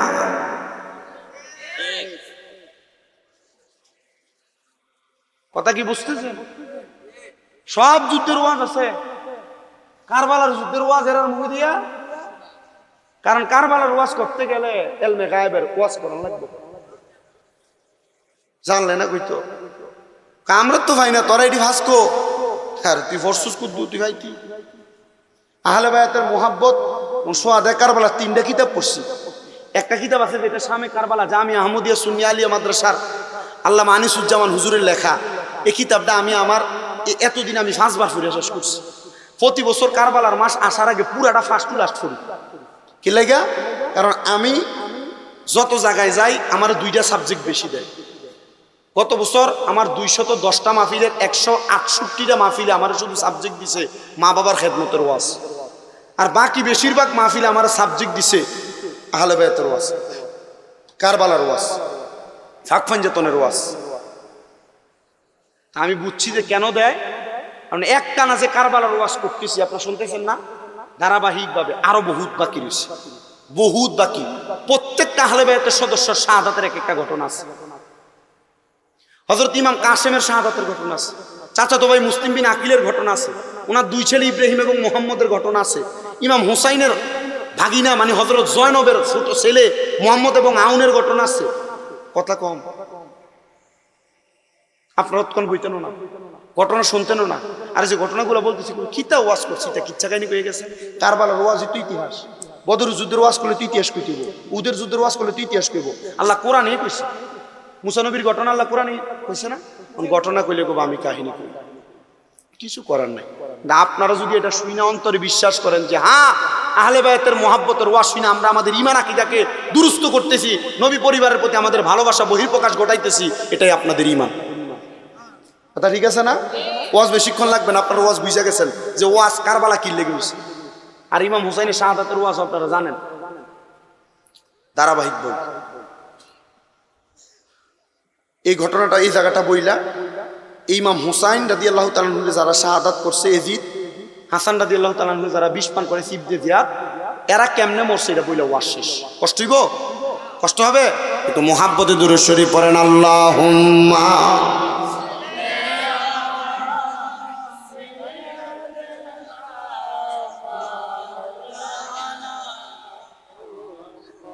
আলা আলি সাইয়্যিদিনা। ইমাম হাসান ডাক দিয়া কয়, ভাইজান আপনি যদি তাদেরকে মেরে ফেলেন আমার নানার উম্মতের ঈমান পরীক্ষা হবে কেমনে? থাক না গো, ধৈর্য ধারণ করেন। ইমাম হাসান রাদিয়াল্লাহু তাআলা আনহু একবারও বলেন না। দুনিয়া থেকে বিদায় হওয়ার আগে ডাক দিয়ে কয়, ভাই ও ইমাম হুসাইন রাদিয়াল্লাহু তাআলা আনহু, শেষ বিদায়ের সময় আমি আপনার কাছে একটা আবদার জানাই, আপনি আমার আবদারটা রাখবেন কিনা? ইমাম হুসাইন ডাক দিয়ে বলেন, ও বড় ভাই ইমাম হাসান, আপনি আপনার আবদার বলেন। ও গো ভাইজান, আপনি যদি কুফা থেকে মদিনাতে ফিরে যান, আমি ইমাম হাসানের একটা সালাম আমার নানা রওজা মুবারকে দিবেন। জোরে বলেন সুবহানাল্লাহ। মুসলমান, ইমাম হাসান দুনিয়া থেকে বিদায় হয়ে গেছে। বিদায় হওয়ার সাথে সাথে ইমাম হাসান রাদিয়াল্লাহু তাআলা আনহুর সুখের মাতম কারবালার ময়দানে ইমাম হাসানের হুজরার মধ্যে, ইমাম হুসাইনের তাবুর মধ্যে ওনার বারবার বিষ পান করানোর কথা জিজ্ঞাসা করা হয়েছে, একবারও বলে না। এই জন্যই তো আশেক বলতেছে, আরে ও ভাই কবে একবার শুনি, ওরে কে তোমারে খাওয়াইল জহর রাসূলের পরানি রে, বাইরে আমার সোনার চন্দ্রমণি। আকাশ কান্দে বাতাস কান্দে, কান্দে দরিয়ার পানি, ওরে দুই পুত্র হারাইয়া কান্দে জান্নাতে ফাতেমা জননী গো, বাইরে আমার সোনার চন্দ্রমণি। আল্লাহ বলে, ও জিবরাইল যাও না রে চলিয়া, ওরে ৭০,০০০ ফেরেশতা আনো জানাজার লাগিয়া রে, বাইরে আমার সোনার চন্দ্রমণি। ছোট ভাই কই বড় ভাই রে, ও ভাই কেমনে যাও চলিয়া, ওরে আজকে থেকে গেলাম গো আমি বাইহারা হইয়া গো, বাইরে আমার সোনার চন্দ্রমণি। মুসলমান, ইমাম হাসান রাদিয়াল্লাহু তাআলা আনহু বিদায় হয়ে গেছে। কুফা নগরীর মানুষ ইমাম হাসানের সুখে কাতর হয়ে গেছে, কান্দে আর ডাক দিয়ে কয়, ও নবীর নাতি ইমাম হুসাইন, আপনি আছেন আমাদের কাছে শেষ সম্পদ। আপনার সন্তান আছেন জয়নুল আবেদিন সম্পদ, আপনার বড় ছেলে আছে আমাদের কাছে সম্পদ হযরতে আলী আকবর, আপনার খদিজার টুকরা ছোট সন্তান আলী আসগর আমাদের সম্পদ। আপনারে ওই কুফা নগরী থেকে তারা বারবার খবর দেয়, আপনি কুফায় যাইয়েন না। ইমাম হুসাইন রাদিয়াল্লাহু তাআলা আনহুরে 1250 চিঠি দিছে কুফা নগরীতে যাওয়ার জন্য। ইমাম হুসাইনের নবীর পরিবাররা, নবীর বংশধরেরা, নবীর সাহাবায়ে কেরাম কই যায়েন না, এরা আপনার আব্বার সাথে বেঈমানি করেছে। ইমাম হুসাইনরে যখন লাস্ট চিঠি দেয়, যে এই চিঠিটা 1250 নাম্বার, ওইটাতে লেখছে, ইমাম হোসেন আপনি কারবালার আপনি কুফা নগরীতে আসেন, আপনি যদি কুফায় আসেন আমরা আপনার কাছে হাজার হাজার মানুষ বায়াত নিব, যদি না আসেন আমরা আপনার নানার কাছে ময়দানে মাসুর আপনার ব্যাপারে নালিশ করব। ইমাম হুসাইন কই আমি আর ধৈর্য ধরতে পারলাম না, আমি রওনা করলাম কারবালার দিকে।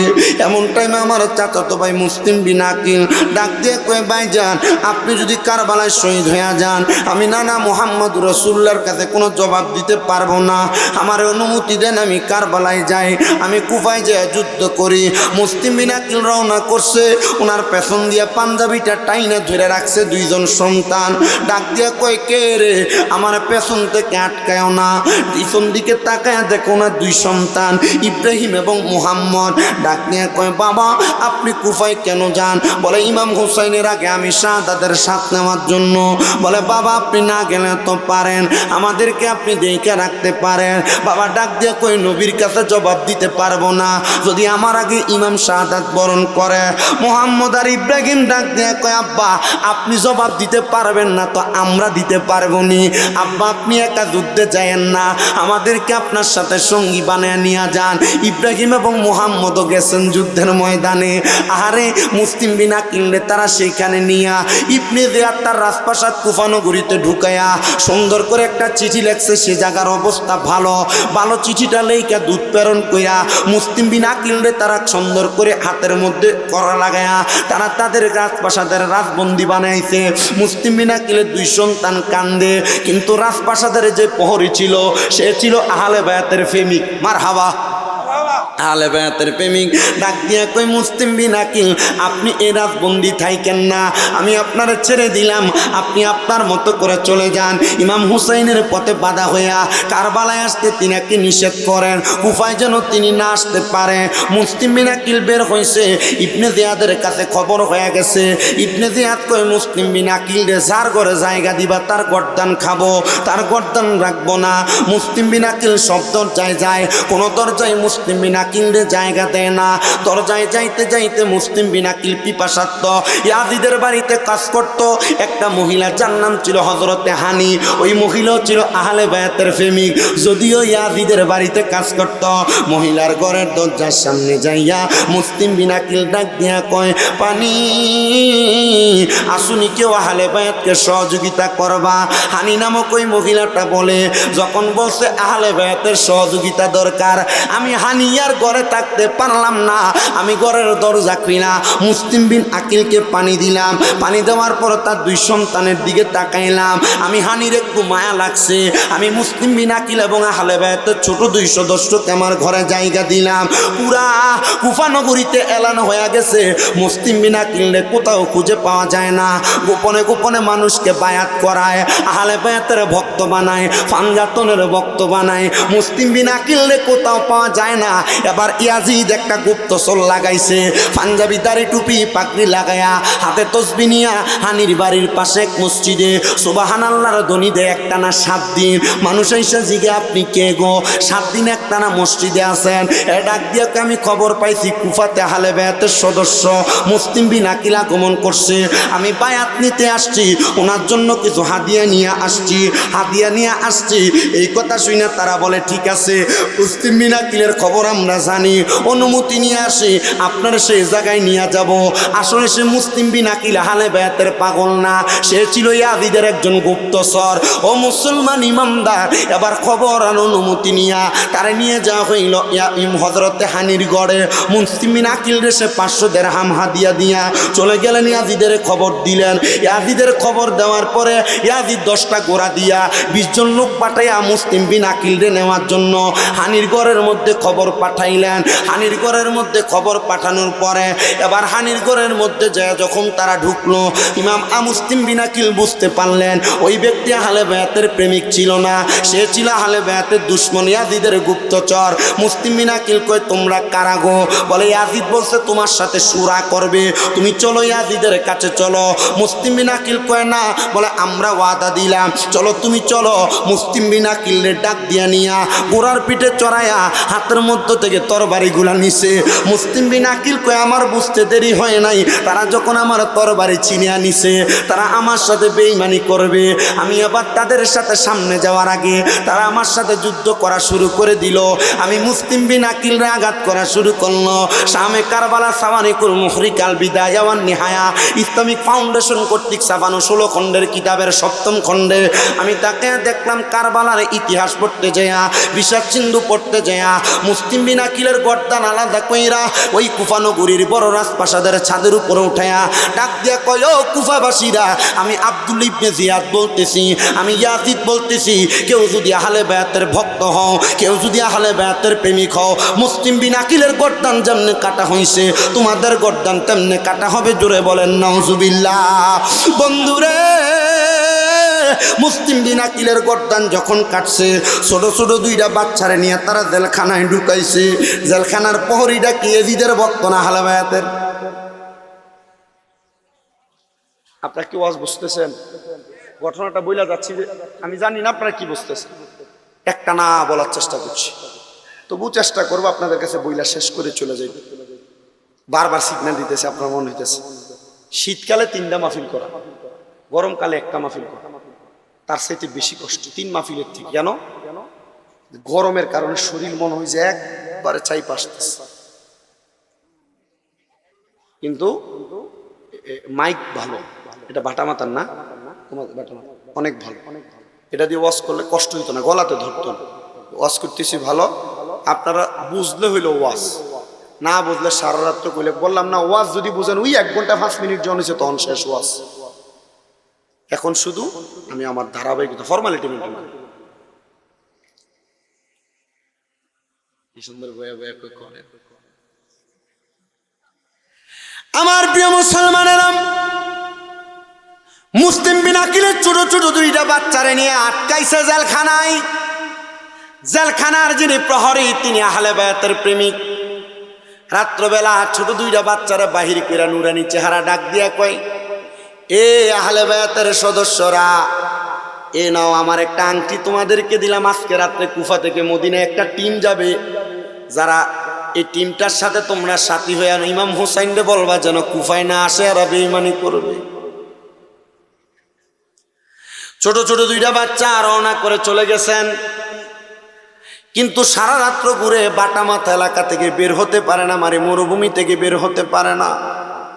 সকাল হয়ে গেছে, না জানিয়ে ইয়াজিদের দলেরা ধইরা নিয়ে যায় একটা ছোট কূপের কাছে দেয়া ছোট 2টা ফুল জান্নাতি সুন্দর করে বসে রইলেন। এমন টাইমে হারেসা নামক এক মহিলার একজন বান্দি ছিল, দাসী ছিল, যে পানির জন্য কূপের কিনারায় আসছে। পানি তোলার সময় দেখে সুন্দর ফুটফুটে 2টা বাচ্চা দেখা যায়। উনি বলেন, আমার বুঝতে দেরি হয় না, এগুলাই আহলে বায়াত মুসলিম বিন আকিলের ছোট 2টা সন্তান, এদেরকে নিয়ে গেলাম আমার মালিকের কাছে। হারেসা ডাক দিয়া কই, পাইলা কই? বলে, আমি পানি উঠাইতে দেয় তাদেরকে দেখলাম। হারেসা কয়, যা দাসী, তোরে আমি মুক্তি করে দিলাম, শুধু আহলে বায়াতের 2টা সদস্যকে আমার ঘরে আইনা দেওয়ার জন্য।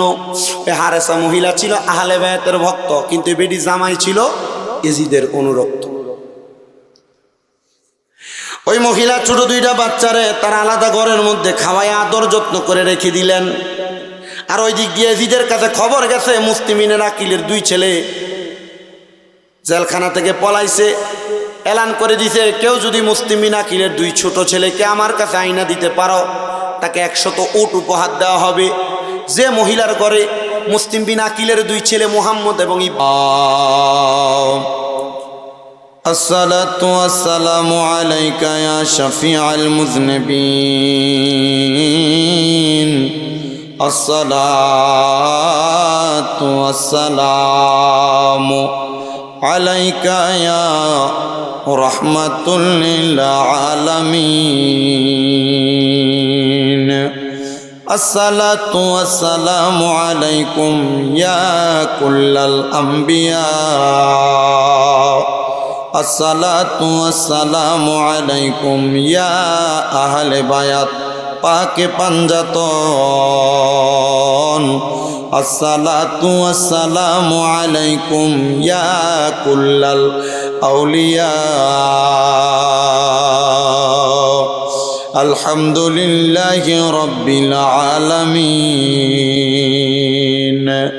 ওয়াল আকিবাতু লিল মুত্তাকিন আসসালাতু ওয়াসসালামু আলা আসসালাতু ওয়াসসালামু আলা রাসূলিহি মান কানা নাবিয়্যান ওয়া আদামু বাইনাল মাই ওয়াত-তিন سيدنا ونبينا وشفينا وحبيبنا وأكمل الأكملنا أجمل الأجملنا وعلى آله وأصحابه وأهل بيته وأولياء طريقته وعلماء دين ملة وأهل السنة والجماعته أجمعين হে আমার এই বিবারিয়া জেলার অন্তর্গত আখাউড়া থানাধীন বাটামাথা হিলফুল ফজল সুন্নি যুব সংগঠনের উদ্যোগে পূর্ব সমাজবাসীর সহযোগিতায় কবরবাসীর মাগফিরাত কামনায় সোয়াদে কারবালার মাহফিলে আগন্তুক আমার মুসলমান ইমানদারেরা, আপনাদের যাদের জবান আছে তাদের কাছে আমার দাবি আছে, যাদের জবান নাই তাদের কাছে আমার কোনো দাবি নাই। জবান যদি থাকে মুহাব্বতের আওয়াজে বলেন জবানের মালিক একজন, তিনি কে? ওই আল্লাহরে খুশি করার জন্য ডান হাত তুলে জোরে ডাক দিয়া বলেন আল্লাহ। এ আওয়াজ মানি না, দুইটা হাত উঠে পড়েন ইয়া রাসূলুল্লাহ, উচ্চ কণ্ঠে বলেন ইয়া বলি আল্লাহ। বাজানো হে আমার বাটামাতা এলাকার ভাই বাবারা, বন্ধুরা, পর্দার অন্তরালের আমার মা বোনেরা, যারা মাইকের আওয়াজ শুনতেছেন, আমি সবার কাছে একটা আবদার জানাইবো। জবানের মালিক যেহেতু আমার আল্লাহ, আল্লাহর দেওয়া জবান দিয়া মুহাব্বতের আওয়াজে যদি আমরা আমার আল্লাহ তাআলার কোরআন তেলাওয়াত করি, আপনারা বলেন আমাদের কি লাভ হবে না লস হবে? অবশ্যই লাভ হবে। আল্লাহর নবীর সাহাবী হযরতে আনাস ইবনে মালিক রাদিয়াল্লাহু তাআলা আনহু আমার নবীরে প্রশ্ন করে, ইয়া রাসূলুল্লাহ, নবী গো, আমার আল্লাহ যে আপনার উপরে যুগে যুগে ধারাবাহিকভাবে 7টা সিস্টেমে কোরআন নাজিল করলো, নবী গো আপনি বলেন না আপনার উম্মত যদি এই কোরআন তেলাওয়াত করে উম্মতের লাভটা কি হবে? নবী আমার বলেন, উম্মত যখন আমি নবীর কোন উম্মত আল্লাহর কোরআন তেলাওয়াত করবে, আমার আল্লাহ তাআলা ওই উম্মতকে দুনিয়া এবং আখিরাতে 10টা নিয়ামত দিয়া শান্তি করবে। জোরে বলেন সুবহানাল্লাহ।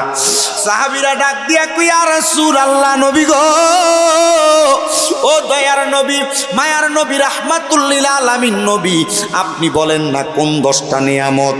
নবী আমার বলেন, উম্মত, 1 নাম্বার, যখন আল্লাহর কোন বান্দা তার জবান দ্বারা কুরআনুল কারীমের একটা হরফ পড়ে, একটা বাক্য পড়ে, আমার আল্লাহ তাআলা ওই বান্দার হায়াতটাকে বাড়াইয়া দেয়। কত মানুষ এই এলাকার ইন্তেকাল করার আগে হার্ট অ্যাটাক করে, কত মানুষ স্ট্রোক করে, কত মানুষ দম টানাটানি শুরু হয়ে যায়। কিন্তু যখন আল্লাহর কোনো বান্দা আল্লাহর কোরআনের সাথে সম্পর্ক রাখে, ওই বান্দাটার অটোমেটিকলি হায়াতটা বৃদ্ধি হয়ে যায়। আর চিন্তা করে দেখেন, স্ট্রোকের রোগীটারে যদি হসপিটাল নেওয়া হয়, ব্রাহ্মণবাড়িয়া শহরে, ঢাকা শহরে লেবেড হসপিটাল বলেন, আরো বড় বড় যত হসপিটাল আছে, মাত্র যদি একদিন 24 ঘন্টার জন্য আইসিইউতে রাখা হয়, সর্বনিম্ন 10,500 টাকা থেকে শুরু করে 1,24,000 টাকা বিল দেওয়া লাগে। কিন্তু আমার নবীর উম্মতেরা যদি আল্লাহর কোরআনের সাথে সম্পর্ক রাখা আল্লাহর কোরআনটার তেলাওয়াত করে, নবীর সাহাবায়ে কেরাম বলেন, ইয়া রাসূলুল্লাহ, ইয়া হাবিবাল্লাহ, নবী গো, ও মায়ার নবী, রাহমাতুল লিল আলামিন নবী, আমার আল্লাহ তাআলা আর কি নিয়ামত দান করে? নবী বলে, 2 নাম্বার, ওই বান্দা যদি কঠিন কোনো বিপদে পড়ে থাকে, আমার আল্লাহ কোরআনের মোহাব্বতে ওই বান্দারে বিপদ থেকে উদ্ধার করে দেয়। 3 নাম্বার, ওই বান্দা যদি কোনো রোগে আক্রান্ত হয়, ওই বান্দাটারে আমার আল্লাহ তাআলা রোগ থেকে শেফা দান করে দেয়। 4 নাম্বার, ওই বান্দা যদি অভাব অনটনে থাকে, মানে বান্দার রিজিকের যদি ঘাটতি থাকে, আল্লাহ তাআলা কোরআনের মোহাব্বতে কোরআন তেলাওয়াত করার কারণে ওই বান্দাটারে অটোমেটিকলি রিজিক দিয়া বান্দারে শান্তি করে দেয়। ওগো মায়ার নবী, দয়ার নবী, রাহমাতুল্লিল আলামিন নবী, আপনার কাছে জানতে চাই আমার আল্লাহ আর কি নিয়ামত দান করে? নবী বলেন, উম্মত আমার আল্লাহ 5 নাম্বার যেই নিয়ামত দেয়, ওই নিয়ামতটা দিয়ে একটা বান্দারে বড় প্রশান্তি দান করে। নবীজি কেমন প্রশান্তি দান করে আপনি বলেন না? নবী বলেন, উম্মত, দুনিয়ার জমিন থেকে যখন বান্দা ইন্তেকাল করে, বান্দাটারে ইমানের সাথে মরণ দান করে। ইমানের সাথে এই এলাকার বহু মানুষ মারা যায়, মারা যাওয়ার সময় বিছানায় প্রস্রাব পায়খানা করে দেয়। বহু মানুষ মারা যায়, মারা যাওয়ার সময় নাকে মুখে দিয়া রক্ত ছেড়া দেয়। বহু মানুষ মারা যায়, মারা যাওয়ার সময় জিহ্বায় কামড় দিয়া দেয়। বহু মানুষ মারা যায়, মারা যাওয়ার সময় দেখবেন স্ট্রোক করে, হার্ট অ্যাটাক করে। ওই বান্দাটা কিন্তু ইমান নিয়ে মরতে পারে না। নবীজি গো, ইমান নিয়ে মরণ কোনটা আপনি বলেন না? নবী আমার বলেন, উম্মত, ইমান নিয়ে মরণ হলো সেইটা, বান্দা দুনিয়াতে হাসতে হাসতে যদি চেহারা কালো হয়, বান্দার চেহারাটা নুরানি হয়ে যাবে, আলোকিত হয়ে যাবে। ওই বান্দাটা যখন মারা যাবে, বান্দার সামনে আজরাইল আসার আগে আমার আল্লাহ 2টা ফেরেশতা পাঠিয়ে দিবে, যাদেরকে আল্লাহ তাআলা সম্মানিত ফেরেশতা বলে পাঠাইছেন। পাঠায়া ওই বান্দাটার সামনে জান্নাতি তুফা আপেল দ্বারা, জান্নাতি খেজুর দ্বারা বান্দারে মেহমানদারি করবে। আর বান্দার মাথার কাছে বৈশা বান্দার মাথাটাকে আদর করে দিবে, মালিশ করে দিবে। বান্দা বড় খুশি হয়ে যাবে। তিরমিজির হাদিস বলি, নবী আমার বলেন, উম্মত, এটা ইমানের সাথে মরণ। ইয়া রাসূলুল্লাহ, 5টা নিয়ামত পাইলাম, আর কি কি নিয়ামত আমার আল্লাহ দান করবে? নবী আমার বলেন, উম্মত, উম্মতের দল, আমার আল্লাহ তাআলা আর কি নিয়ামত দান করবে জানো? যখন কোনো বান্দা ইন্তেকাল করে, তার কবরের মধ্যে কোনো বিছানা দেওয়া হয় না। নবী বলেন, উম্মত রে, ইমান নিয়ে ইন্তেকাল করলে, আল্লাহর কোরআনের সাথে সম্পর্ক লাগায় রাখলে, কোরআন তেলাওয়াত করলে, বান্দা যখন ইন্তেকাল করে, ওই বান্দার কবরে 3 জন রহমতের ফেরেশতা একটা জান্নাতের বিছানা বিছিয়ে দেয়। জোরে বলেন সুবহানাল্লাহ। ভাইও আমার, গভীর মনোযোগ, অন্তরের কান লাগে শুনেন, বাটা মাথা এলাকার জ্ঞানী গুণী ভাই বাবারা, ওই বান্দার কবরে 6 নাম্বার পুরস্কার যখন জান্নাতি বিছানাটা বিছিয়ে দেয় রে নবীর উম্মতের দল, ওই বান্দার কবরে রাখার পরে, ওই বান্দার কবরের মধ্যে যখন দুনিয়ার মানুষ রেখে দেয়, দুনিয়ার মানুষ রাখার পরে ওই বান্দাটার কবরের মধ্যে মাটিগুলা দেওয়ার পর কোনো আলো নাই, বাতাস নাই। নবী বলেন, উম্মত, আল্লাহর কোরআন তেলাওয়াত করার কারণে আল্লাহ তাআলা ওই বান্দার কবরে, বান্দার কপাল থেকে একটা আলাদা নূরের রশ্মি দিয়া বান্দার কবর আলোকিত করে দিবে। 7 নাম্বার গেল।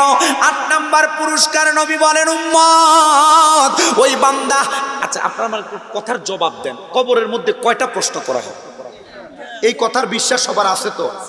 কিন্তু যারা মুমিন বান্দা, তাদের কবরে সওয়ালের জবাব লাগে না। মারহাবা কো। তো হুজুর, তাহলে এত বড় আয়োজন কেন? 3 প্রশ্ন করবে, এই প্রশ্ন কেন? তাহলে হুজুর কেন লাগে না? আরে মুমিন বান্দা যারা, তিরমিজির হাদিস, নবী বলেন, উম্মত, মুমিন বান্দার চেহারাটা হবে নুরানি। কি হবে?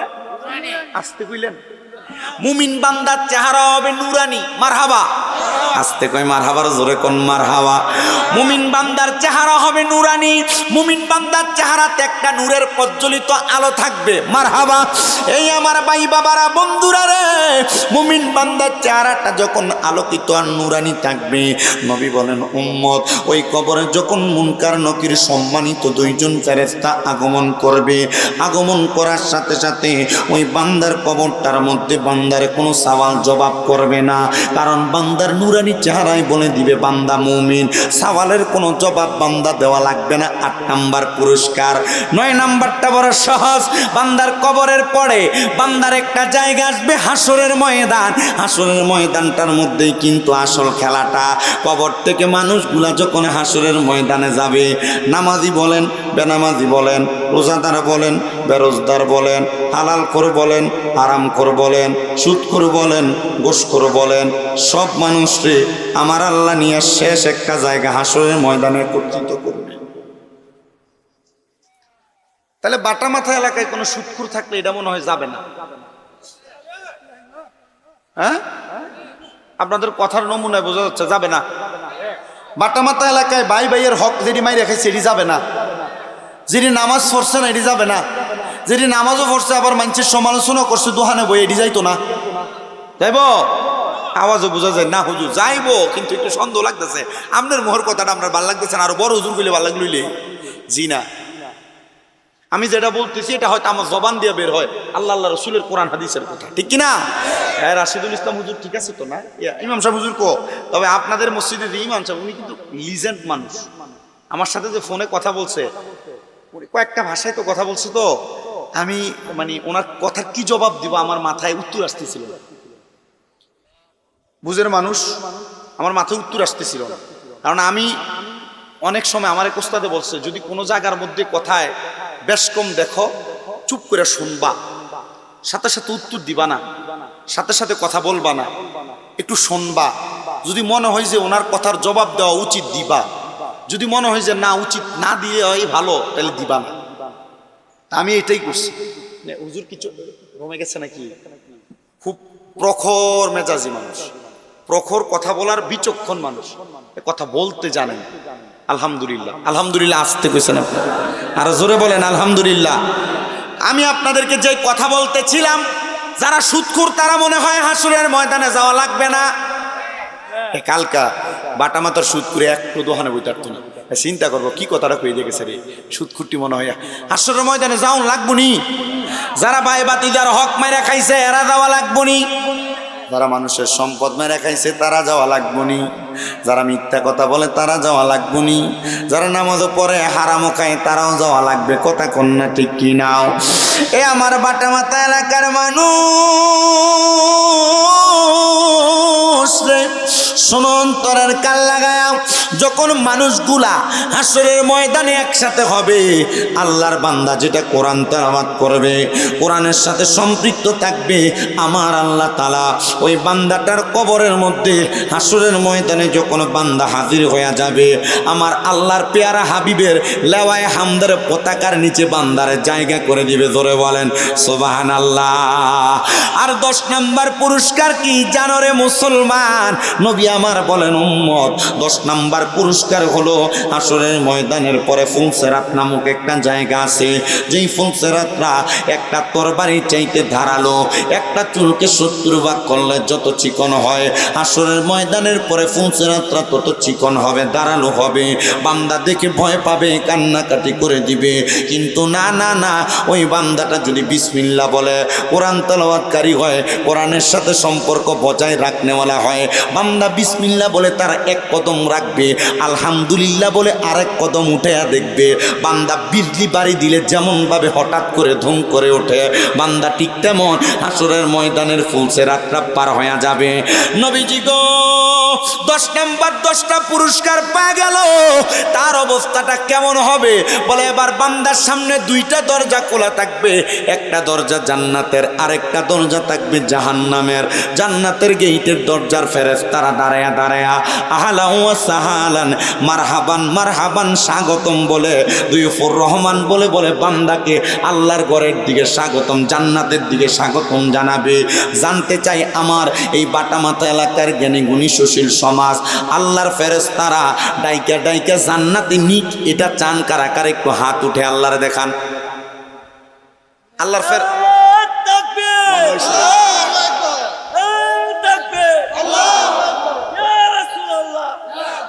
তাকবীর দেওয়া লাগতো না আমার, মোটামুটি আমি ওয়াজ করে বসে বাড়ি যেতে পারলে চলবো।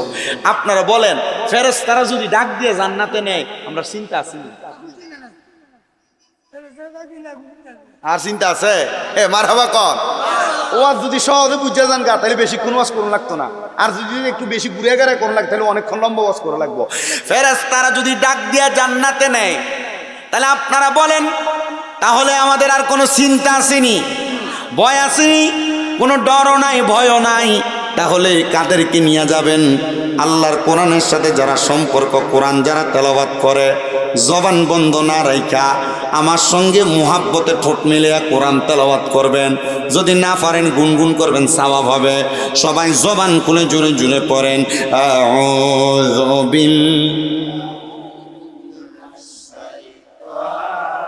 জোরে বিবারাকাতি বিসমিল্লাহির রাহমানির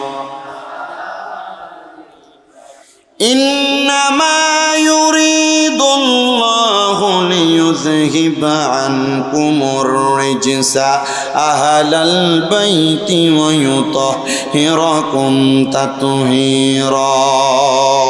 وقال تعالى في كلامه المجيد وفي فرقانه الحميد قل لا أسألكم عليه أجرا إلا المودة في القربى. وقال تعالى في شان حبيبه ومحبوبه ومعشوقه مخبرا وآمرا إن الله وملائكته يصلون على النبي يا أيها الذين آمنوا صلوا عليه وسلموا تسليما. اللهم صل محمد وعلى سيدنا محمد اللهم صل محمد وعلى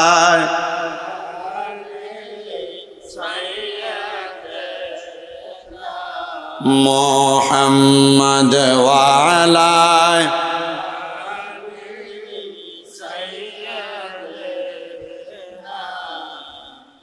নবীর সনে প্রেমের ডোরি মনরে বান্দনা বলেন নবীর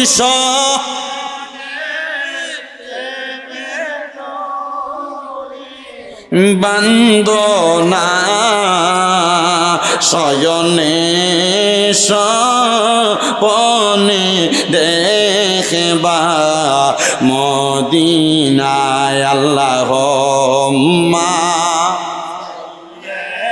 মোহাব্বতে পড়েন ইমান তাতে হবে মুহাম্মদ ওয়া আলা সাইয়্যিদ মোহাম্মদ কান্দায় না কান্দা নাই আমার নবীরে কান্দায় না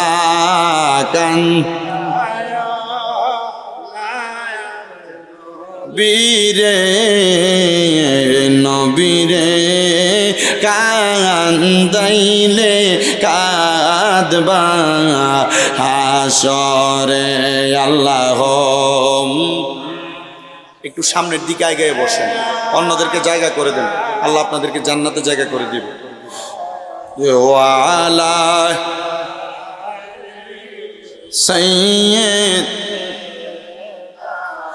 মোহাম্মদ যিকির লা ইলাহা লা কালমা লা ইলাহা ও লা ইলাহা ইল্লাল্লাহ আরে লা ইলাহা ইল্লাল্লাহ ও লা ইলাহা ইল্লাল্লাহ লা ইলাহা লা জোসে লা ইলাহা হাসবি রব্বি জাল্লাল্লাহু মা ফি কলবি নূর মুহাম্মদ সাল্লাল্লাহু জোরসে নূর মুহাম্মদ ও লা ইলাহা ইল্লাল্লাহ লা ইলাহা লা ইলাহা লা গায়রে নামাজ রোজা চাইর না, কেহ মা বাবার খেদমত চাইর না। আমার নবীর দরুদ হইল না, আমার নবীর আমার নবীজি তোমায় বলবে না লা ইলাহা লা জোরে লা ইলাহা লা ইলাহা ইল্লাল্লাহু মুহাম্মাদুর রাসূলুল্লাহ সাল্লাল্লাহু আলাইহি ওয়াসাল্লাম। হে বাটামাতা এলাকার ভাই বাবারা, বন্ধুরা, দুনিয়ার কাউকে খুশি করার জন্য আমরা মাহফিলে বসি নাই, বসছি এক আল্লাহরে খুশি করার জন্য। কথা কন্যা ঠিক কিনা? যেহেতু আল্লাহকে খুশি করার জন্য বসছি, আমরা আমার আল্লাহর খুশির জন্য জবানটা ছেড়ে দিয়ে আমার আল্লাহর কাছে আমাদের জীবনের গুনাহ মাপ পাওয়ার আশায় চক্ষুটা বন্ধ করে কলবে ধাক্কা দিয়া আল্লাহ তাআলার ইসমে জাতের জিকিরে মশগুল হয়ে যাবেন। আল্লাহ শব্দটারে আপনার জিহ্বা এবং আপনার টারগাটারে একসাথে বাড়ি দিয়া কলবের মধ্যে ধাক্কা দিয়া আল্লাহ নামের কলব জারি করবেন। দেখবেন আমার আল্লাহ আপনার আমার জীবনের গুনাহ মাফ করে দিবে। মুহাব্বতের আওয়াজে জিকির করেন আল্লাহ আল্লাহ আল্লাহ আল্লাহ আল্লাহ। তুমি যোগাইয়া দাও মধুর জিকির, যোগাইয়া দাও মধুর জিকির, হৃদি মন্দিরে আছে বসে আইরে দয়াল, ডাকছে কাঙ্গাল রইছে হিরকাল, তোমারা শেখ মাশাল্লাহ আল্লাহ আল্লাহ।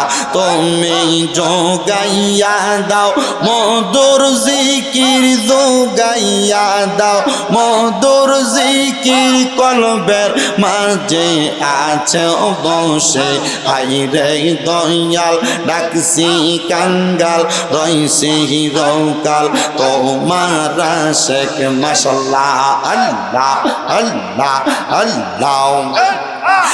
আরম্ভ করিলাম দয়াল তোমার নাম করে শরণ, হায়রে যেই নূরেতে বানাও হাবিব সেই নূরে পাক পাঞ্জাতন গো, সেই নূরে পাক পাঞ্জাতন মাশাল্লাহ। হযরত আলী মা ফাতেমা, হযরত আলী মা ফাতেমা, হাসান হোসেন নবীর পাশে হায়রে দয়াল, ডাকছি কাঙ্গাল রইছে হিরকাল, তোমারা শেখ মাশাল্লাহ আল্লাহ আল্লাহ। জবানটা কইলা আল্লাহ রে, আল্লাহ ডাকলে স্মরণ নাই। আরম্ভ করিলাম দয়াল তোমার নাম করে শরণ, হায়রে যেই নূরেতে বানাও হাবিব সেই নূরে পাক পাঞ্জাতন গো, সেই নূরে পাক পাঞ্জাতন মাশাল্লাহ। হায়রে হযরত আলী মা ফাতেমা, হযরত আলী মা ফাতেমা, হাসান হোসেন নবীর পাশে আইরে দয়াল মাশাল্লাহ আল্লাহ আল্লাহ আল্লাহ। মুর্শিদ গণ মনি গো আমার মুর্শিদ গণ মনি গো, লোহা রে বা নাইলা কানসা সোনা মাশাল্লাহ আল্লাহ আল্লাহ। মুর্শিদ গণ মনি গো আমার মুর্শিদ গণ মনি গো, লোহা রে বা নাইলা কানসা সোনা মাশাল্লাহ আল্লাহ আল্লাহ মুর্শিদ চরণ অমূল্য দান মুর্শিদ চরণ অমূল্য দান ঘোষণা হয় কোরআনে আমি মইরা গেলে মাটি দিও আমার বাজানের দরবারে মাশাল্লাহ আল্লাহ আল্লাহ মুর্শিদ নাম যে কইরা সে সাধন বিনা দুধে দই পাতিয়া তুইলা সে মাখন মাশাল্লাহ আল্লাহ আল্লাহ আল্লাহ আল্লাহর ডাকে শরম নাই আল্লাহ হাই গো মুর্শিদ নাম যে কইরা সে সাধন বিনা দুধে দই পাতিয়া তুইলা সে মা কওন মাশাল্লাহ আল্লাহ আল্লাহ সেই মাখন করিলে বকন সেই মাখন করিলে বকন খুদা তিফতি থাকে না লোহা রে বা নাইলা কানসা সোনা মাশাল্লাহ আল্লাহ আল্লাহ মুর্শিদ গুণমণি গুণলোহা রে বা নাইস কানসা সোনা মাশাল্লাহ আল্লাহ আল্লাহ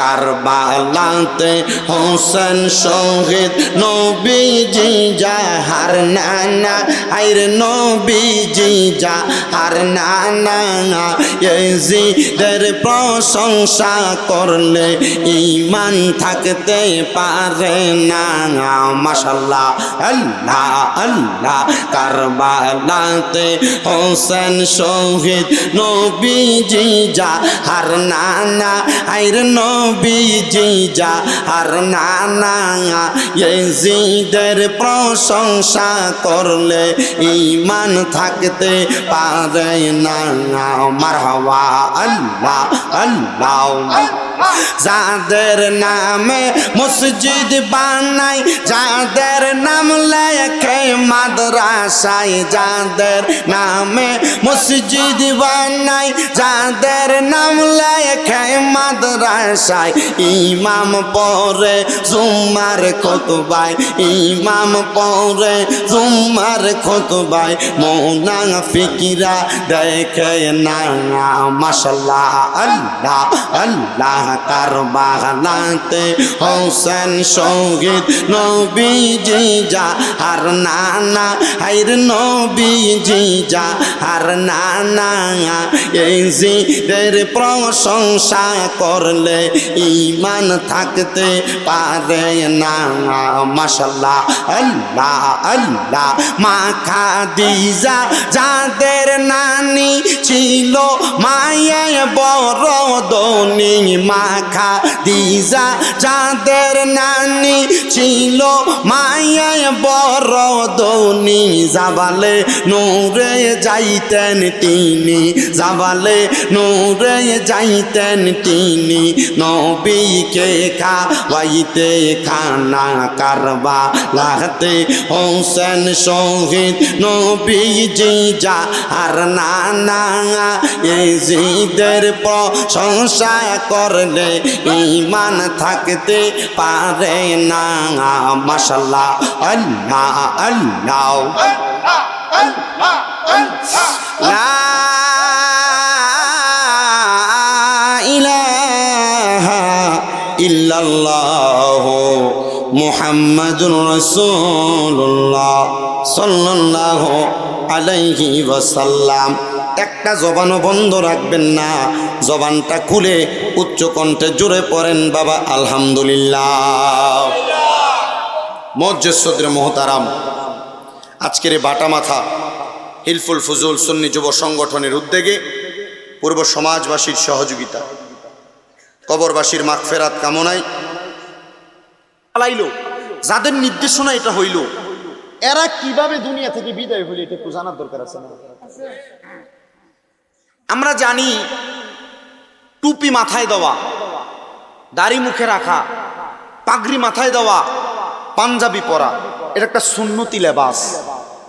আচ্ছা, এখন যদি কোনো বিধর্মী, কোনো ইহুদি, কোনো খ্রিস্টান এ ফাগরি পাঞ্জাবি টুপি দাড়ি লাগায় কয় আমি হইলাম সবচেয়ে একজন বুজুর্গ মানুষ, আপনারা আমার বিশ্বাস করলেও পারেন না করলেও পারেন, হাতে তসবি নিয়ে এই কথা বললেই কই সুবহানাল্লাহ সুবহানাল্লাহ সুবহানাল্লাহ। আচ্ছা, এটারে কি ইমানদার কোন যাইব? কেন? দাড়ি আছে, টুপি আছে, পাগড়ি আছে, পাঞ্জাবি আছে, এটা ইমান? ইমান আসতে কইছে ইমান। তার মানে দাড়ি টুপি পাগড়ি পাঞ্জাবি এটা দেখলেই পাগল হন যাইতো না কেন? হ্যাঁ রে, বিদ্যুৎ অফিসেও কি ওহাবি আছে?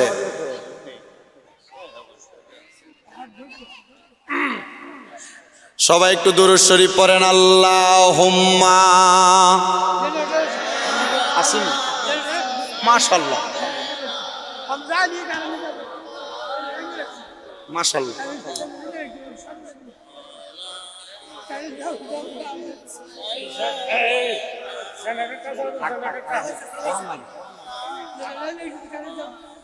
আল্লাহুম্মা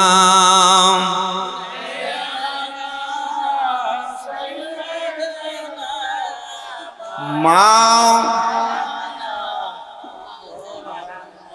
ওয়া আলা আলি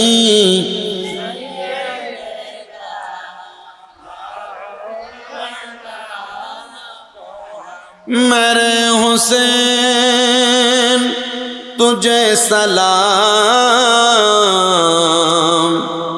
मेरा हुसैन तुझे सलाम, मेरे हुसैन तुझे सलाम, मेरे हुसैन तुझे सलाम। अस्सलाम या हुसैन, अस्सलाम या हुसैन, दीन की पनाह हुसैन है। अस्सलाम या हुसैन, अस्सलाम या हुसैन, दीन की पनाह हुसैन है। जिसने हक़ करबला में अदा कर दिया, अपने नाना का वादा वफा कर दिया। जिसने हक़ करबला में अदा कर दिया, अपने नाना का वादा वफा कर दिया। सब कुछ उम्मत की खातिर फिदा कर दिया, घर का घर सब सुपर ये खुदा कर दिया। उस हुसैन इब्न हैदर पे लाखों सलाम, उस हुसैन इब्न हैदर पे लाखों सलाम। मेरा हुसैन तुझे सलाम, मेरा हुसैन तुझे सलाम। अस्सलाम या हुसैन, अस्सलाम या हुसैन, दीन की पनाह हुसैन है, दीन की पनाह हुसैन है। जिसके धोखे से कोफे बुलाया गया, जिसको बैठे बिठाया सताया गया, जिसको धोखे से कोफे बुलाया गया, जिसको बैठे बिठाया सताया गया, जिसको बच्चों को पिया सरोला गया, जिनकी गर्दन पे खंजर चलाया गया, उस हुसैन इब्न हैदर पे लाखों सलाम, उस हुसैन इब्न हैदर पे लाखों सलाम। मेरा हुसैन तुझे सलाम, मेरा हुसैन तुझे सलाम, मेरा हुसैन तुझे सलाम, मेरा हुसैन तुझे सलाम। अस्सलाम या हुसैन, अस्सलाम या हुसैन, दीन की पनाह हुसैन है। আলহামদুলিল্লাহ। আসতে বলছেন, আরো জোরে বলেন আলহামদুলিল্লাহ। তো কথা যে জায়গায় ছিলাম, তার মানে দাড়ি টুপি পাঞ্জাবি ফাগরি সব আছে, সুবহানাল্লাহর তাসবিহও আছে, এটা কি না? কথা কন না, এই ফ্যানটা একটু কমান। এটা কি নাই? ইমান নাই। তো নবীর নাতি ইমাম হুসাইন রাদিয়াল্লাহু তাআলা আনহুর গলা মোবারকে যে ছুরি চালাইছিল তার নাম ছিল শিমর, যার আদেশে চালাইছিল তার নাম ছিল আব্দুল ইবনে জিয়াদ, ইয়াজিদ যারে বলা হয়, ইয়াজিদ যাকে বলা হয়। আচ্ছা, এখন এই লোকগুলার শরীরে পাঞ্জাবি ছিল, দাড়ি ছিল, টুপি ছিল, পাগড়ি ছিল, তো চালাইলা কেন? চালাইলা কেন? ইসলাম খেলাফতের উপর প্রতিষ্ঠিত। বলেন, ইসলাম কিসের উপর প্রতিষ্ঠিত? আপনারা কিন্তু সুরের ওয়াজ শুনবেন। আমি যদি ওয়াজের সারমর্ম সরাটা না বইলা দিই, তাহলে আমি সুর দিয়া ওয়াজ করে আপনাদেরকে পুরাটা বোঝাইতে পারবো না। এই জন্য আপনাদেরকে সরা বলি। ইসলাম খেলাফতের উপর প্রতিষ্ঠিত। এখন কি খেলাফত না গণতন্ত্র? এখন এখন এখন কি খেলাফত না গণতন্ত্র? গণতন্ত্রে হত্যা আছে, গণতন্ত্রে মারামারি আছে, গণতন্ত্রে জুলুম আছে, গণতন্ত্রে দখল আছে, গণতন্ত্রে চাঁদাবাজি আছে। খেলাফতে পাঁচটার একটাও নেই। খেলাফতে পাঁচটার একটাও নাই। গণতন্ত্রে যাইবা মরবা, গণতন্ত্রে যাইবা চাঁদাবাজি করবা, গণতন্ত্রে যাইবা হারাম খাইবা, গণতন্ত্রে যাইবা জুলুম করবা, গণতন্ত্রে যাইবা অত্যাচার করবা। গণতন্ত্র ছাইরা দিয়া কোরআন সুন্নাহ মোতাবেক খেলাফতে যাইবা, তো তোমার কাছে পাঁচটার খারাপ একটাও নাই। তো ইসলাম খেলাফতের উপর প্রতিষ্ঠিত। বলে হুজুর এখন যে খেলাফত নাই, গণতন্ত্রই চলতেছে, এটা আপনার বিষয়, মানবেন কি মানবেন না, মন্দের ভালোবাসে নেবেন, এটা আপনার বিষয়। কিন্তু যখনই খেলাফতের রাজনীতি করার জন্য কেউ আসবে, তাদেরকে মানবেন। কিন্তু খেলাফতের রাজনীতি বর্তমানে করে কি? আছে? কথা কেন আছে? আমার ওয়াজ রাজনীতি না, আমার ওয়াজ হলো এই রাজনীতিকে পুঁজি বানায়া নবীর বংশের গলায় ছুরি চালাইয়া যারা জাহান্নামের রাস্তা বাইসা নিছে তাদের পরিচয় দেওয়া, আর নবীর বংশধরকে ভালোবাসা যারা জান্নাতে গেছে তাদেরকে ভালোবাসা আমাদের জান্নাতের রাস্তা ক্লিয়ার করা আজকের ওয়াজের মূল ধারাবাহিকতা। কথা ঠিক আছে? নবীজি যখন দুনিয়া থেকে ইন্তেকাল করলেন, কি করলেন? আস্তে কইসা কি করলেন? ইন্তেকাল করলেন। আচ্ছা, ইন্তেকাল মানে কি মইরা যাওয়া না জায়গা পাল্টানো? জায়গা পাল্টানো। যেহেতু আপনার এখানে অনেকগুলো মানুষ আছেন, আমি অত্র অঞ্চলে অনেক জায়গায় মাহফিল করছি, শুধু তন্তর বাকি বিল্লাবাইয়ের মাদ্রাসা ছাড়া এ সাইডের কোনো মাহফিলে আপনাদের মতো এভাবে শৃঙ্খলাবদ্ধভাবে বৈশা থাকার মতো শ্রোতা আমি পাই নাই। এজন্য আমি আগেই সুশীল সমাজ বলে আপনাদেরকে দাবি করছি। মারহাবা পড়েন। আমি যে কথা বলতেছি, আমার নবী রাহমাতুল্লিল আলামিন নবী, মদিনার তাজেদার হুজুরপুর নূর মুহাম্মদ মুস্তাফা সাল্লাল্লাহু আলাইহি ওয়াসাল্লাম, নবীজি যখন ইন্তেকাল করলেন, মনে রাখতে হবে যুব সমাজ, শিক্ষিত সমাজ, মুরব্বী সমাজ, শিশু সমাজ সবাইকে জানা রাখতে হবে, ইন্তেকাল শব্দের অর্থ মরে যাওয়া না, ইন্তেকাল শব্দের অর্থ শেষ হয়ে যাওয়া না, ইন্তেকাল শব্দ বাবি ইনফিয়ালের ওজনে স্থানান্তর হওয়া, জায়গা পরিবর্তন করা। মানে আমার নবী যখন আলমে দুনিয়া থেকে আলমে বরজকে ইন্তেকাল করে চলে গেলেন, জায়গা পরিবর্তন করে গেলেন, যাওয়ার পর আমার নবীজি চারজন ব্যক্তির কথা ইশারা করে গেছেন যারা নবীজির পরবর্তী জামানায় খেলাফতের রাজনীতি প্রতিষ্ঠা করবে। এর মধ্যে এক নাম্বার আমার নবী বলেন সিদ্দিকে আকবর, হযরতে আবু বকর সিদ্দিক রাদিয়াল্লাহু তাআলা আনহু। উনি যাওয়ার পর হযরতে ফারুক আজম উমর ইবনে খাত্তাব রাদিয়াল্লাহু তাআলা আনহু, এরপর হযরতে উসমান জি নূরাইন রাদিয়াল্লাহু তাআলা আনহু, এরপরে হযরতে আলী কাররামাল্লাহু ওয়াজহু। আলী কাররামাল্লাহু ওয়াজহুর জামানা থেকে শুরু, হযরতে আলী কাররামাল্লাহু ওয়াজহুর পরে ধারাবাহিকভাবে এই খেলাফতের রাজনীতি শুরু হয়ে আইসা দুইটা ভাগ হয়ে গেছে। একটা রাজনীতি চলছে মক্কা এবং মদিনায়, আর একটা রাজনীতি চলছে কুফায়। কোথায়? কুফায়। এ দুইটা রাজনীতি ভাগ হইয়া যেভাবে হইল, এটা হইল ইয়াজিদের বাবা, ওনাকে কেউ সাহাবি মানে কেউ মানে না, দুইটা দ্বন্দ্ব আছে না, দুইটা দিক। কিন্তু আহলে সুন্নাত ওয়াল জামাতের ঐক্যমত, ওনার ব্যাপারে চুপ থাকবা, কেউ বাড়াবাড়ি করবা না, আবার যারা বাড়াবাড়ি করে তাদের সাথে যাইবা না। ওনার ব্যাপারে এক কাতারে এক দ্বিমত করা যাবে না। কি মত? একমত। মন্তব্য করা যাবে না, আবার বাজে কথা বলা যাবে না, কারণ তিনি ওহির লেখক ছিলেন, নবীজির সহচর ছিলেন। এই জন্য ওনার ব্যাপারে কোনো মন্তব্য করতে সাবধানতা অবলম্বন, দ্বিমত প্রকাশ নাই, চুপ থাকো। ইমামে আলা হযরত বলছেন কি থাকো, চুপ থাকো। তো উনি যখন ইন্তেকাল করলেন, এই দ্বন্দ্ব এখান থেকে শুরু। ওনার ছেলের নাম ইয়াজিদ। ছেলের নাম কি? ইয়াজিদ।